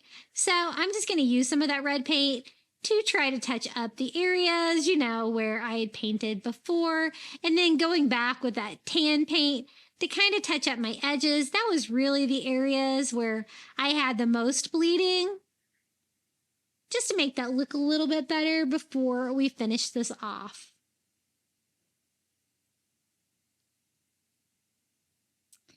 Okay, so now we need to kind of reverse tape what we did before. So we're going to go to the edges of the stripes that we did and mark that off with some painter's tape. And we can go in and do this section in blue. I want to use acrylic for this as well. I'm using like a bright turquoise mixed half and half with water to create a turquoise stain for this part. And then we're just going to go over that little quadrant of the sign with that beachy blue color. I love the red and blue together. It's so fun. And again, I just wanted a thin coat, so I go over that with a baby wipe and wipe off any of the excess paint and stain. And I am going to have to touch it up a little bit just because of the bleeding. But all in all, I would say that the sublimation underneath the paint stain worked. It does kind of look like a wood burning, right? And it's definitely going to be permanent for sure.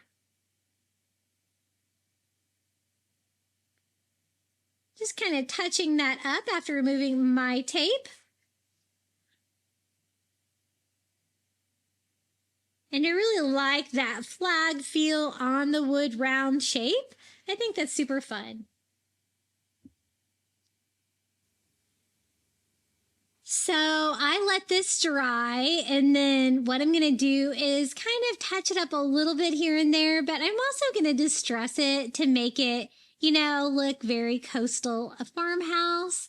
And so I'm going to use a little ivory chalk paint and a chunky brush, and we're going to go over the whole thing, giving it a little bit of a whitewash feel. And again, it's the red and wood stripes. It's not really red and white, but that light wood gives you that same kind of effect, right? Just to give it that more coastal farmhouse. And I did go over it a couple of times and distressed it heavily. I want it to look really old and weathered, and I sanded that down as well. Now, I want to treat this with polyacrylic too, just in case I want to hang this outside. I actually might hang this outside this year. It's definitely a really cool piece, and I want to seal it and make sure that all of my hard work stays on there. The sublimation, I would say it was a success. Maybe if I had a bigger heat press, I wouldn't have had the bleeding issue, which did cause me some issues, but all in all, I like it. If you're not set up for sublimation, though, you could probably get the same effect by doing a stencil with maybe some, you could do a wood burn marker, and use your heat gun, or you could also use like those little wood finish markers from the hardware store or hardware aisle at the Dollar Tree. That would work as well. Now, we are going to border this out with some white rope from the Dollar Tree. I love a good rope frame. I do want to use it to make a hanger as well. So I just tied a loop like that at the top. So we would have a nice coastal hanger at the top. And then we can glue that all the way around this giant wood round sign. Now, this is what I talked about when I had to reinforce it a little bit, because I am going to use hot glue to attach it to the sides, but it's big and heavy. So I also used some nails as well, because I want to make sure that that hanger stays attached to the top. But just hot gluing it all the way around. And this definitely has this old time looking sign, like maybe it was weathered. It's been around since 2002, way back when we said I do. I was trying to decide on there what year you put on there. Do you put like the year that you were married, or do you put like the year that you like lived together, right? I went with the married year. And then this is the reinforcement. I just take some nails and I'm just going to nail those right into the top of the rope, straight into the wood round, just to reinforce that a little bit, because I didn't know if it was going to be strong enough.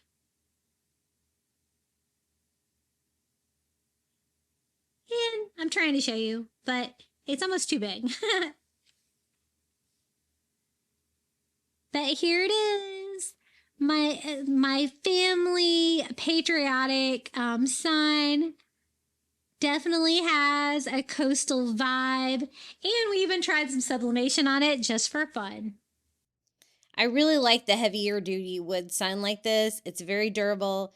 It's definitely holding up from year to year, but I just love it for 4th of July decor. Okay, on to the front porch. I found these letters at Walmart. They were $1.99 USA, just giant like MDF letters. And we're going to make a giant porch sitter sign for the front of my house for the 4th of July. I love this piece. Now, the wood I got at Home Depot, they were called bed slats. They are 1x4s, and they're already pre-cut, so they're 39 inches long, which is perfect for what I needed for the front of my home. I'm going to sit it on a little table next to my front door.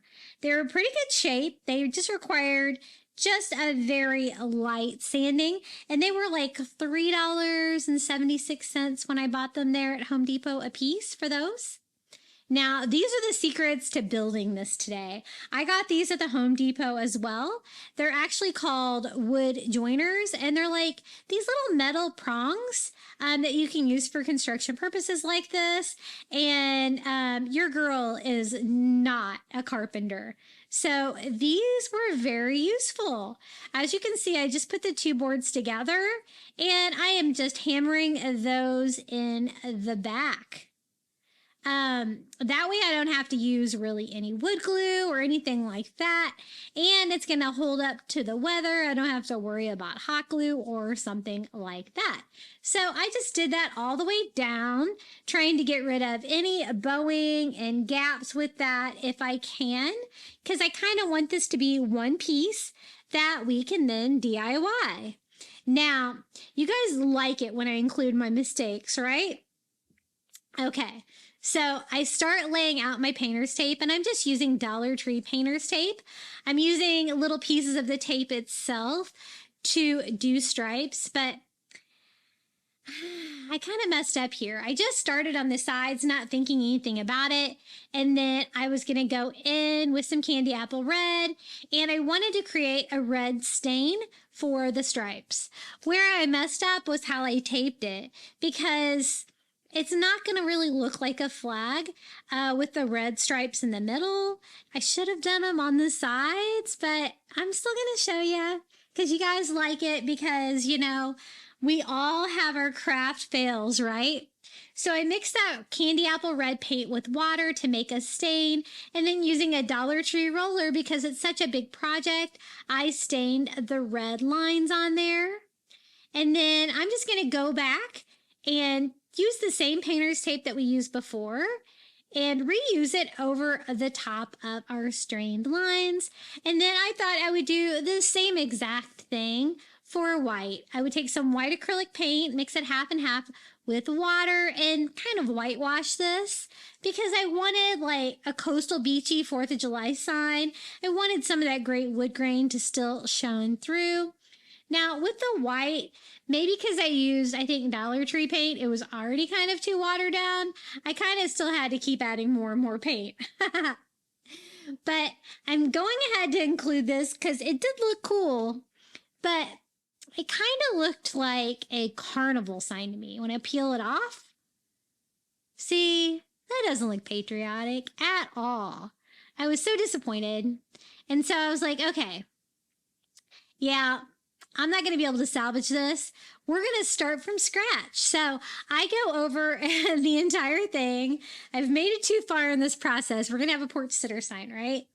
And I'm using some ivory chalk paint to cover it all up. So I'm not really going to be able to stain it because we already did and I didn't like it. But just going to try to disguise it, and we can start from scratch and I can just paint flag lines on and all will be well. But always got to include my fails because, hey, sometimes you just don't think when you're doing stuff like that. I just didn't think when I was laying out my tape for sure on that. So it did take quite a few coats of chalk paint to cover up my red stain, but I think I finally got it. So now it's already got the ivory, right? So that will be great for a stripe. While I have that, I'm going to go ahead and paint my USA letters that. I want these to have like a star or starfish design on those.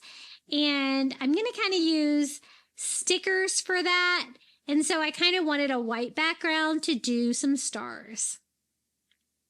Now, they also are rather thick, right? So I do go around the edges, kind of priming the entire letter with white, just so you don't have any of that just dripping over the edges. But you know, those rollers from the Dollar Tree actually work quite well, especially when you're working on a big project like this. But for the sides of the letters, you're definitely going to have to get in there with a foam brush. And I love this porch sitter. I DIY'd this 2 years ago, and I'm still using it. It's held up great, and it's beautiful. So now, lesson learned. I want stripes on the outside, and I want more stripes because that 2-stripe thing was just not cutting it. So I switched to a thinner painter's tape, made sure my stripe was on the outside this time. I'm using that tape as spacers and doing a much thinner flag stripe because I want you to be able to tell that this is supposed to be a flag, right? Not a carnival sign. And this end is going to have to be white, but I think it's going to be okay because we're going to have all the 5 of these stripes, right? So now I'm going over the whole thing that I've got it taped off with a roller and some of that candy apple red acrylic paint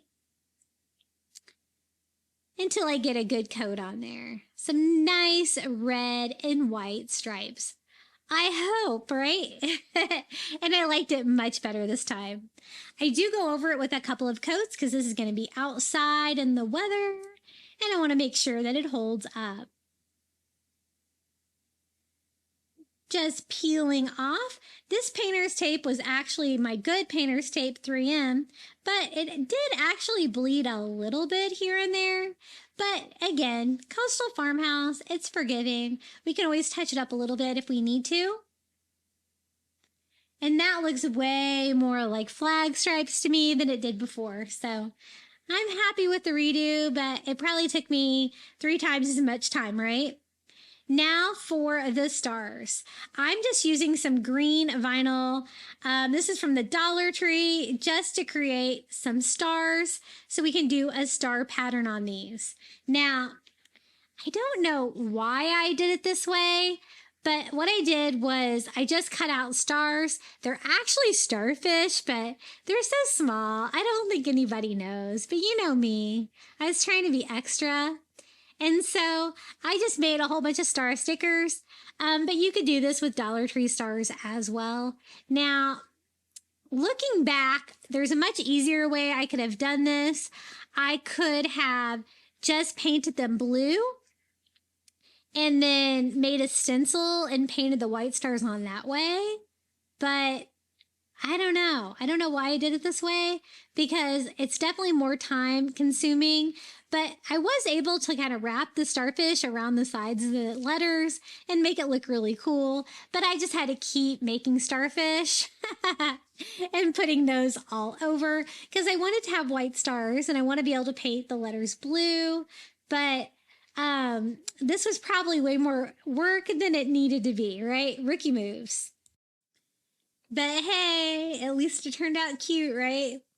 And I was trying to show you, these really are starfish, right? Now for the blue color, I'm going to use agave, this light blue chalk paint. It's a Waverly chalk paint from Walmart. And just going all over our blue letters with that. And with our beautiful star pattern on there. I guess another way I could have made them, well, that wouldn't really hold up outside. I was going to say that I could have painted the stickers white or did a white vinyl, but that would definitely peel off in the Florida sun. So hand painted for durability for sure. So I got those all painted that beachy blue color. That's going to be my stars, my USA letters. And then the other part that was a lot of work was just weeding all of those little stickers that we made off. In the end, I guess it was worth it because I think they turned out like really cool. I do go in and paint the sides of the letter that agave color as well. That I had kind of primed white earlier. And I guess all the hard work was worth it because look at all these beautiful little starfish all over my USA letters. Sometimes when a project is this much work, you know, you hope it lasts forever, right? And we did a pretty good job putting this together, so hopefully it will. The only problem I've had is I think I added starfish with hot glue on this one. Probably should have used a little bit of a stronger glue, which I have, hence went back forth and done. So we have our USA letters. I do want to distress them a little bit to give them that coastal farmhouse vibe.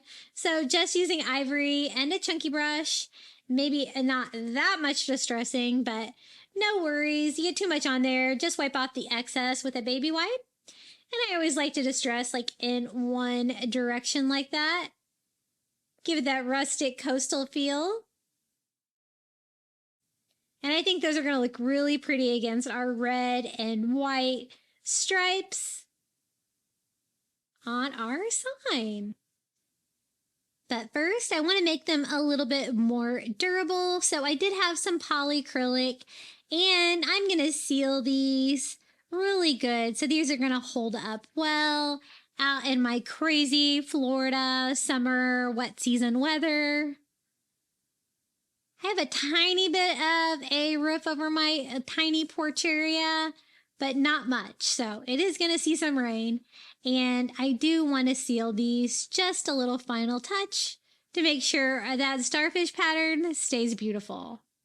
I'm also going to distress our beautiful stripe since I didn't get to stain it like I wanted. I thought I could kind of get the same effect, but be careful. Make sure your red stripes are dry before you distress because I was getting a little pink there. We're not messing this up again, girl. Okay, I think crisis averted. Just a little bit of distressing. Don't go wild. There you go. Much better.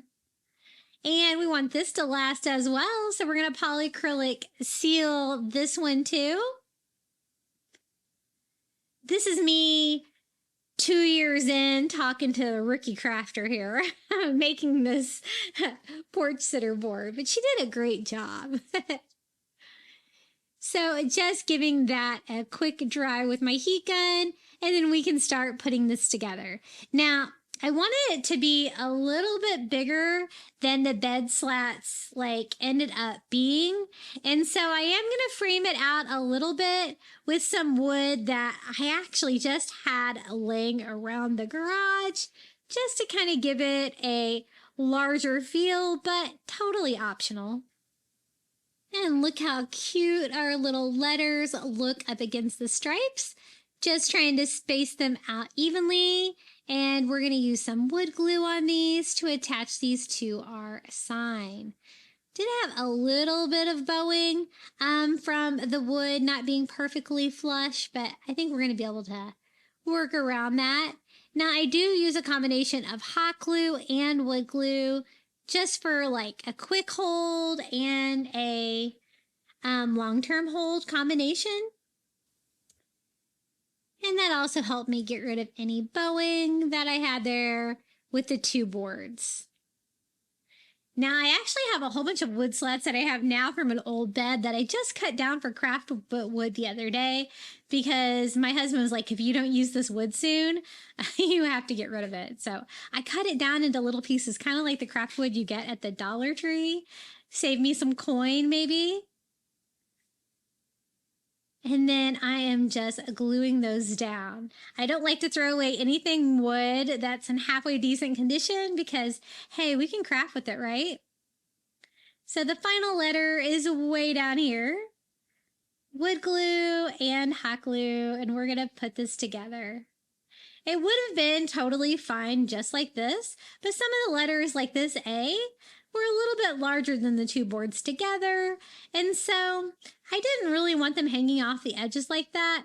I thought maybe we could frame it and make it just a little bit larger, and this is the wood that we had, just some trim pieces that I think maybe a Boy Scout project. My husband was really involved in Boy Scouts with my son, and they were always building stuff, and so I have it, right? I might as well use it. They're just little trim pieces, but I don't want to do any miter corners or anything crazy. I just want something easy and coastal. So that's what we're going to do. Trying to find, some halfway flat pieces of that and lining it up along the side of my porch sitter. And then I'm just going to cut it down to size.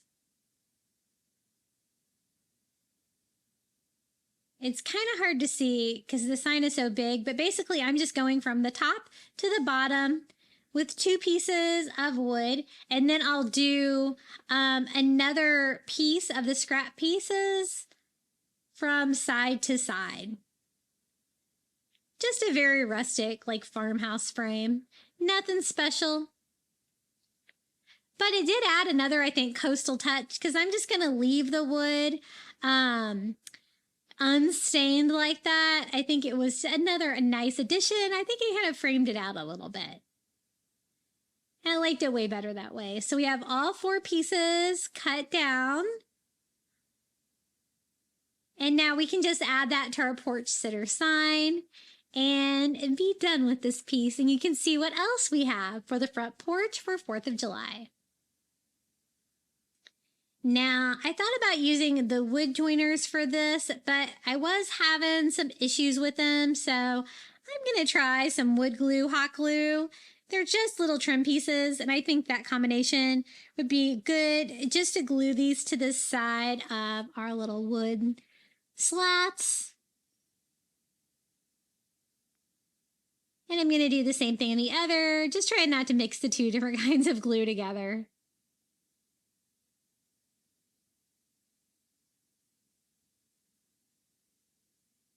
Probably would be easier to have done this before I had my letters on the front, but this project kind of evolved, which is okay. And then we can glue the top and bottom pieces on the same way. And in the end, I'm really happy with it. Now, since we have that fun starfish, design, because we're going coastal with this one, the final touches on this is going to be some Dollar Tree starfish. These are plastics. I think they'll hold up well outside. The hot glue, however, did not. So I would suggest using like maybe some E6000 on those, because I did have to repair those. After, I think, my first year of displaying it. So this is going to be the 3rd year of my USA porch sitter. And I love it. I made it for the fraction of a cost that you could have bought this anywhere else. That is for sure. So, not everything was from the Dollar Tree on this one, just because I couldn't find it there. But you could kind of use some of the craft wood if you wanted to piece it together. But sometimes I want to go to other stores for a larger project like this one. We're going to make 3 here. We're going to use some of this foam from the Dollar Tree, just the long pieces that are all attached, not the ones that are cut up. I draw a little square on the top, and using like my little putty knife from the Dollar Tree, I'm going to just go ahead and shave that off at a diagonal like that. What I want to do is change these little foam blocks into buoys. I wanted to make like 3 different like patriotic buoys that I can use for decorating. And I thought this would be way easier than making them out of wood. So I did that on all 4 sides of my little square, just shaving that down, trying to get that like fairly even. It's not going to be perfect, but you can get it pretty close. And then you can also sand that foam. This is that real soft foam from the Dollar Tree. I was trying to square up like the bottom corners there a little bit. But again, if you want it to look like an old buoy, like the less perfect it is, probably the better. And that's pretty much going to be the shape of this. But again, I wanted to do 3 of these. So we're going to go ahead and have 2 more to cut down as well. I was thinking they're going to need a hole. So I just use a dowel from the Dollar Tree and push it through the foam and create a hole there. Super easy. Again, the foam is going to be just way more easier, because I know you can make these out of wood, but that would be a lot of cutting and with a saw. So first buoy is done. So I want to do the same thing with the other 2 by making a square on the top. This one, I think I made my square a little bit larger on this one to try to give myself a little bit of room in case I needed to trim it up a little bit. But again, just shaving down, trying to get like the 4 sides like relatively even.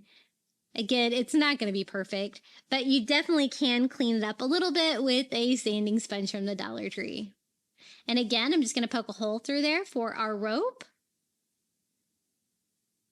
And 1 more buoy. I'm going to paint these kind of like traditional buoys. I'm going to do them all different though, so they'll all kind of coordinate together. And, but also I'm going to give them like a slight patriotic feel, using some patriotic colors and numbers and stuff like that. So just shaved down the 3rd one exactly the same way and gave it a quick sand. Now, I was worried that if I just tried to paint like directly on that foam, it wasn't going to stick. So I do go over it with a big coat of Mod Podge first, because I wanted to try to seal that, that foam, has that kind of like flaky feel. I kind of wanted to, seal that so I would kind of have a surface to paint. And so that's what I'm using. It's just Mod Podge, just kind of going all over with a foam brush to try to seal that. And I think that did do the job because I was able to paint them. I did have some issues painting them because it was still very kind of like delicate to work with at this point. One thing that's great about making a foam buoy though is that it's going to be very lightweight, so it's going to be really easy to hang. And I think these would kind of hold up inside, outdoors, wherever you want to use them. So I'm just using that Mod Podge on all three, and we're just sealing all over the sides. I'm using the matte Mod Podge, but you could totally use whatever you have. And I was thinking, you know, I would like to do like some buoys, like the round ball buoys, but I've never really found anything at the Dollar Tree. Like they don't have like foam balls that big. And I think like playground balls really wouldn't work for that. So I've been trying to brainstorm something I could do, like so I could make like a chain of the round ones. That would be really cool to do as well. So just sealing up the third one, and then we can get started painting these little buoys. I also sealed the bottom, kind of all of the surfaces. Now, I'm going to use chalk paint. I thought that might stick better. I don't know if it really matters, though. But what we're going to do is go over the buoys, and I'm going to go ahead and paint them all ivory. So I just kind of start out a couple sides at a time so that that can start drying. And since I have three of them, I can kind of alternate which one that we're painting. So I do two sides, I do the top and the bottom, and then I move on to the next one to kind of make it just more efficient. I want to use like the same colors that we used on our flag. So I want to use red, white, and blue, but for blue, I want to use kind of like a coastal beachy blue. So once it gets dry, I go ahead and paint the other two sides, and it gives you that cool like texture where you can see kind of some of the holes there in the foam. That's just going to make it look more realistic, more like an old buoy.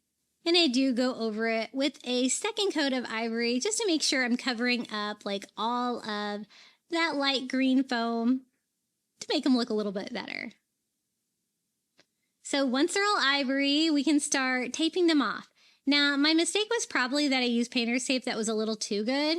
This is some really good painter's tape, and because what it did is it does take some of the paint off, so be careful if you're using painter's tape. I use this because it's really sticky, but maybe I should have used some of the Dollar Tree painter's tape. Might be less sticky. But for this one, I wanted to do stripes, like the flag stripes, right? So I am just pinching that on the corners, trying to get straight lines all the way across so that I can cover up the white stripes. And then we can go in and paint like red stripes on this buoy.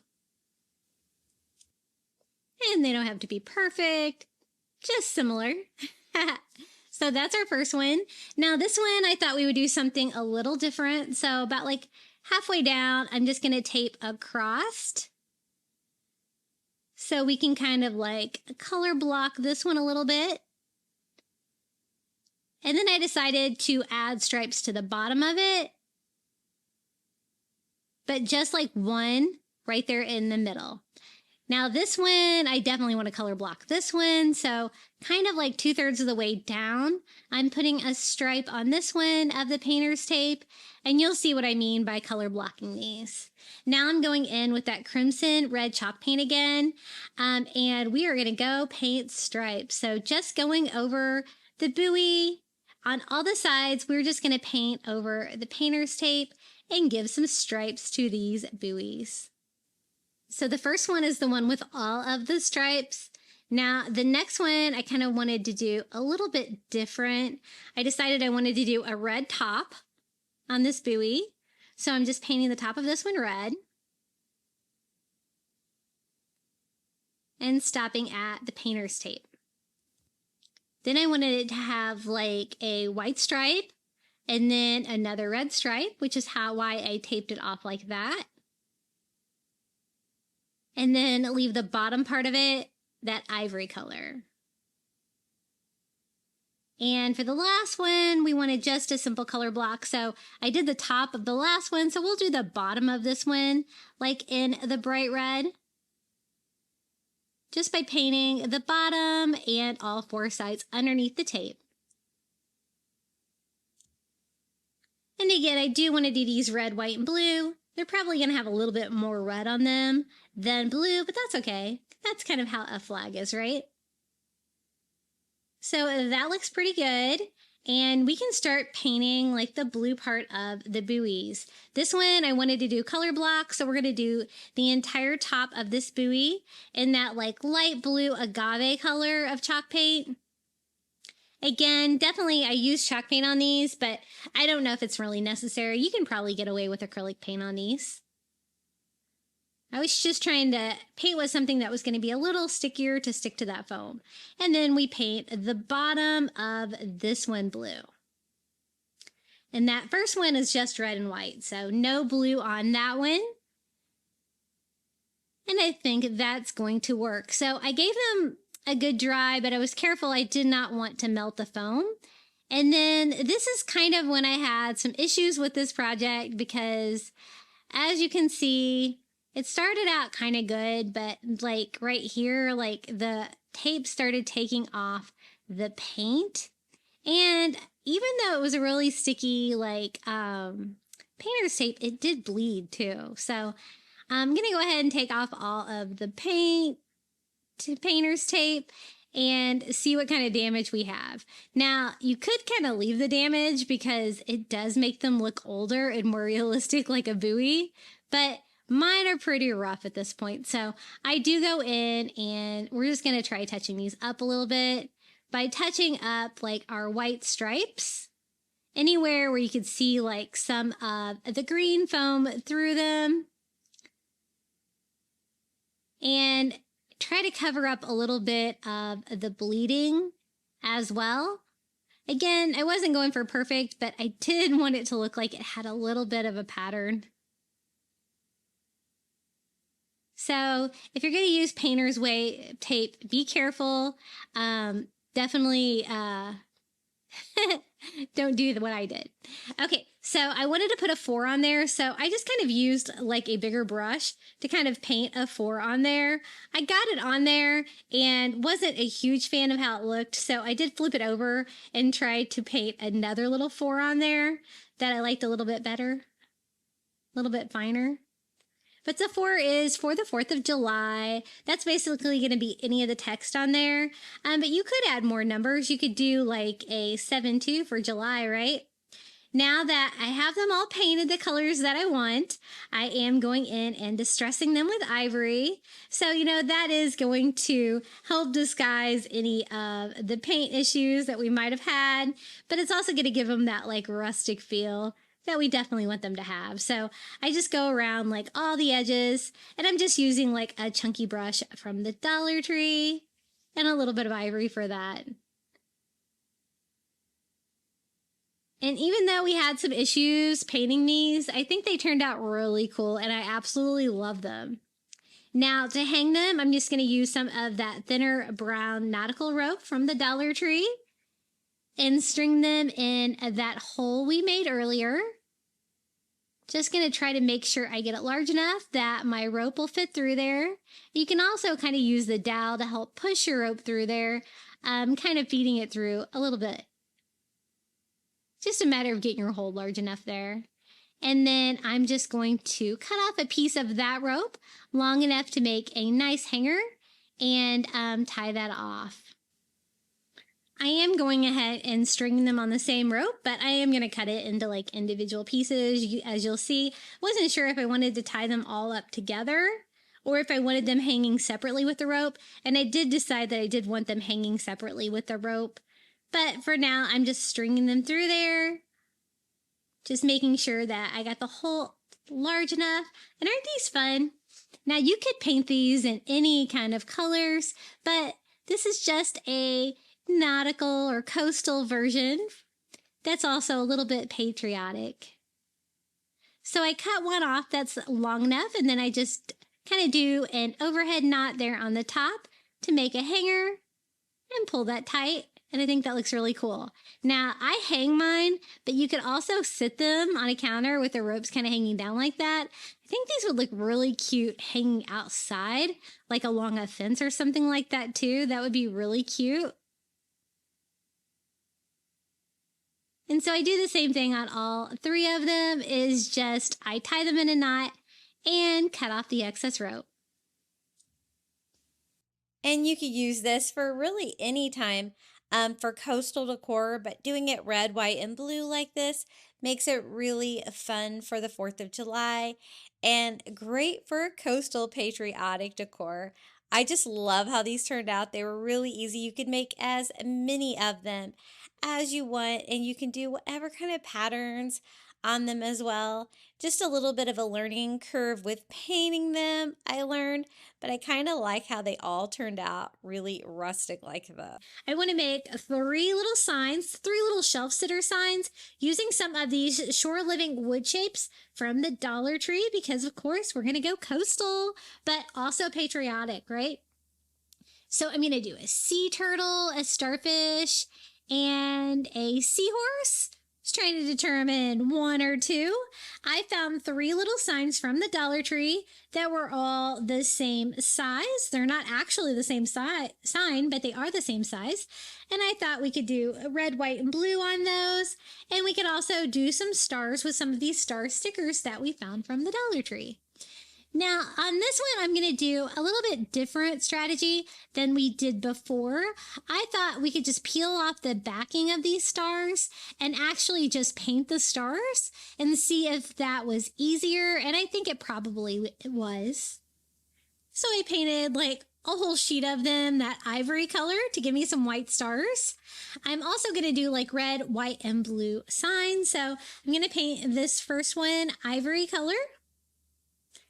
And just enough coats of chalk paint to kind of cover up any design that was on there to give myself a nice background for the white sign. And these are simply going to be little shelf sitter signs that you can sit on your shelf. These would also be really cute for a tier tray. The second one, I'm going to paint this bright red crimson color. I thought since I have all that writing on that side, I probably should do a coat of ivory first to kind of mask that writing instead of just trying to go over it with red. And while I'm painting the red sign, I'm also going to do another sheet of the star stickers. This time I'm going to paint them red. So I just paint them red along with our little red sign.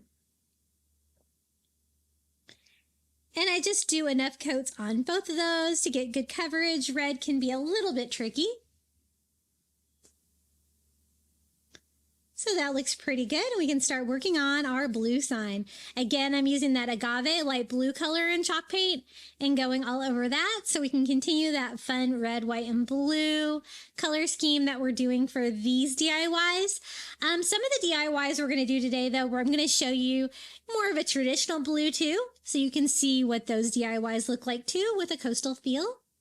Now it's time to figure out what to do with our little sea creatures. The only thing I don't like about these is they are ornaments, so they do have holes in them. So you do have to make sure you cover those up if you're going to use them for something like this. So I'm just using some Dollar Tree spackle and trying to fill those in. Now, I kind of want to do contrasting colors.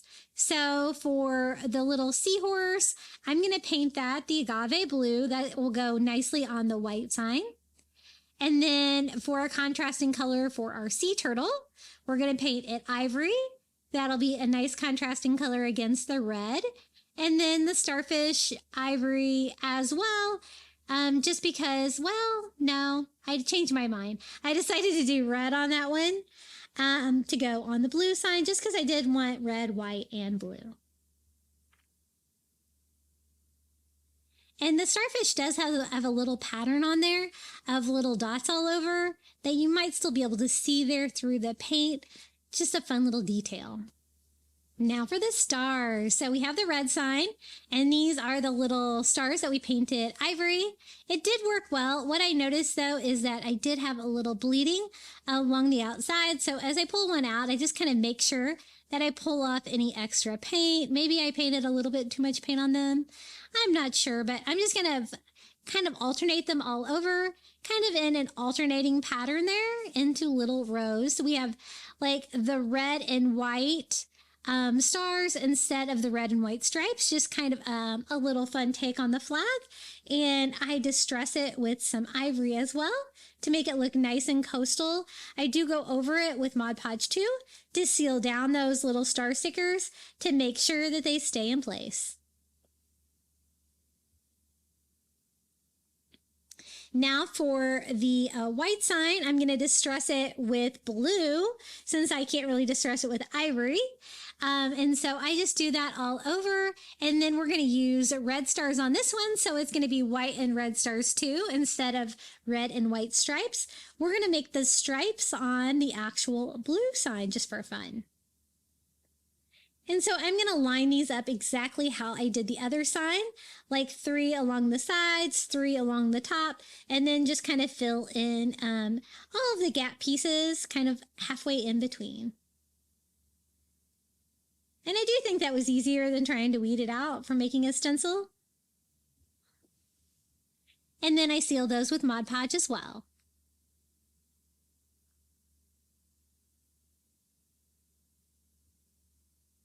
Now for the blue sign, I said we were going to do blue and white stripes instead of red and white stripes. So I'm just going to use some painter's tape. And we're also going to make kind of some interesting shape, like kind of like a pinstripe instead of a wide stripe, just to mix it up a little bit, some more. And I just paint those on with ivory. I'm also using that same ivory to kind of distress on the sides as well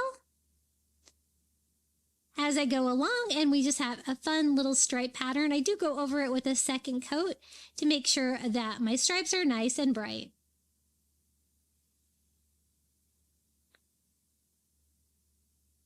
And I distress the front with some ivory as well to give it that coastal touch. Now we can start putting these together. I was trying to remember which one goes with which. I do want to distress them too, to give it that coastal farmhouse vibe. So I'm using alternating colors. For the white, I'm going to distress in blue. And for the red, I distress in white. And for the blue, I distress in white too. And then I decided you could kind of see those little spots on the starfish, so we might as well add that as a touch. So I'm just going to use a white paint pen and kind of color those in just to provide a little bit more detail to our little starfish one. These were so fun to put together. I love the different takes on the stars and stripes and the different colors, and adding the coastal little characters as well. You know, I love to make every holiday coastal, and so this is a fun way to do it. So kind of laying them out how they're going to be, trying to make sure everything is dry before we put them together. And then we're simply going to hot glue our little sea creasers onto the front of these three little shelf sitter signs. So our little ivory turtle, our little red and white starfish. It's going to be a nice contrast against that blue and white stripe. And then our little blue seahorse for the last one. So cute and so inexpensive to put together. These are kind of a lightweight sign, but they definitely sit nicely on my shelf. You can just kind of sit them on their side. And this is how they look. I display mine all together on one shelf of my cabinet. And I think they're so fun and whimsical for the 4th of July or patriotic decor. And you can always mix up your color of blue like this. If you like the lighter blue for a coastal vibe, you know, they're your DIYs, so you can make them however you like. I really hope you enjoyed today's video. Please let me know which coastal 4th of July DIY was your favorite down in the comments below, or just come say hello. I love putting together these compilation videos for you to give you tons of crafting inspiration for any season we're in. And don't forget to check out my second channel, Crafty Little Beach, on your phone.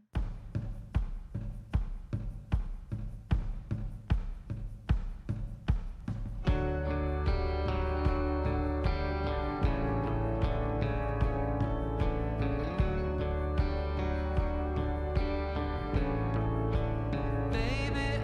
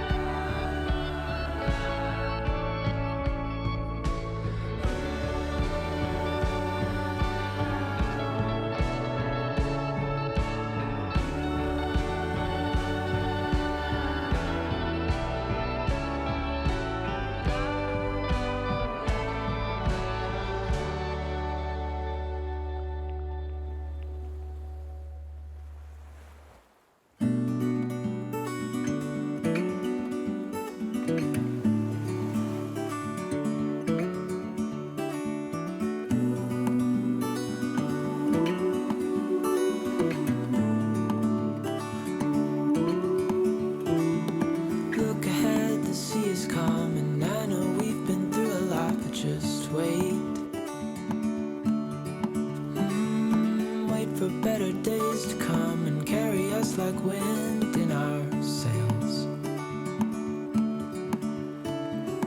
Hold on tight, I can smell the shore, it's right in front of us. If we just hold on tight, this vision that I saw is getting closer every dawn.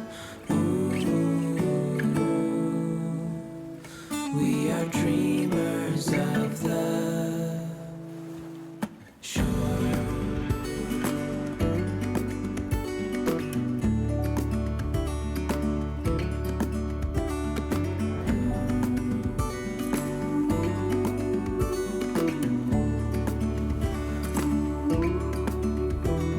7 years now on this boat, and we all know where we belong. Just wait. Wait for our home to show on the horizon. Soon we'll be there. Hold on tight, I can smell the shore, it's right in front of us. If we Thank you so much for making it all the way to the end of today's Coastal Crafting Marathon for the 4th of July. I'd also like to give a huge thank you to all of my YouTube members for supporting my channel. Thank you to Melinda Elizabeth, Jamie Job, Susan Edmonds, Janae Farrington, Pamelia Wren, Donna Schreiner, I Am Mojo Jojo, Marin Christensen, Adrian Brolt, Donna Tanner, Kim Rogers, Maria Cruz Pagan, Pal Puppy Life, Renee Albanese, Lori Hollingsworth, Mindy Hupp, and Jenny. Thank you so much for the extra support here on YouTube. It really helps. If you would like to become a Crafty Beach Bum member, all you have to do is hit the join button next to today's video on your computer, and I think it works on your phone as well. You're going to get early ad-free access to my content here on YouTube, a badge next to your name when you comment down below, and a shout out in every video. I'd also love to see your DIYs, and I'm sure everyone else would too. Be sure to join our private Facebook group linked in the description of today's video. And you know, I always have chapters and all of my links to printables and stuff like that as well in the description of my video. Would you like even more 4th of July crafting inspiration? Be sure to check out one of these DIY videos right here. And until next time, happy crafting. hold on tight, this vision that I saw is getting closer every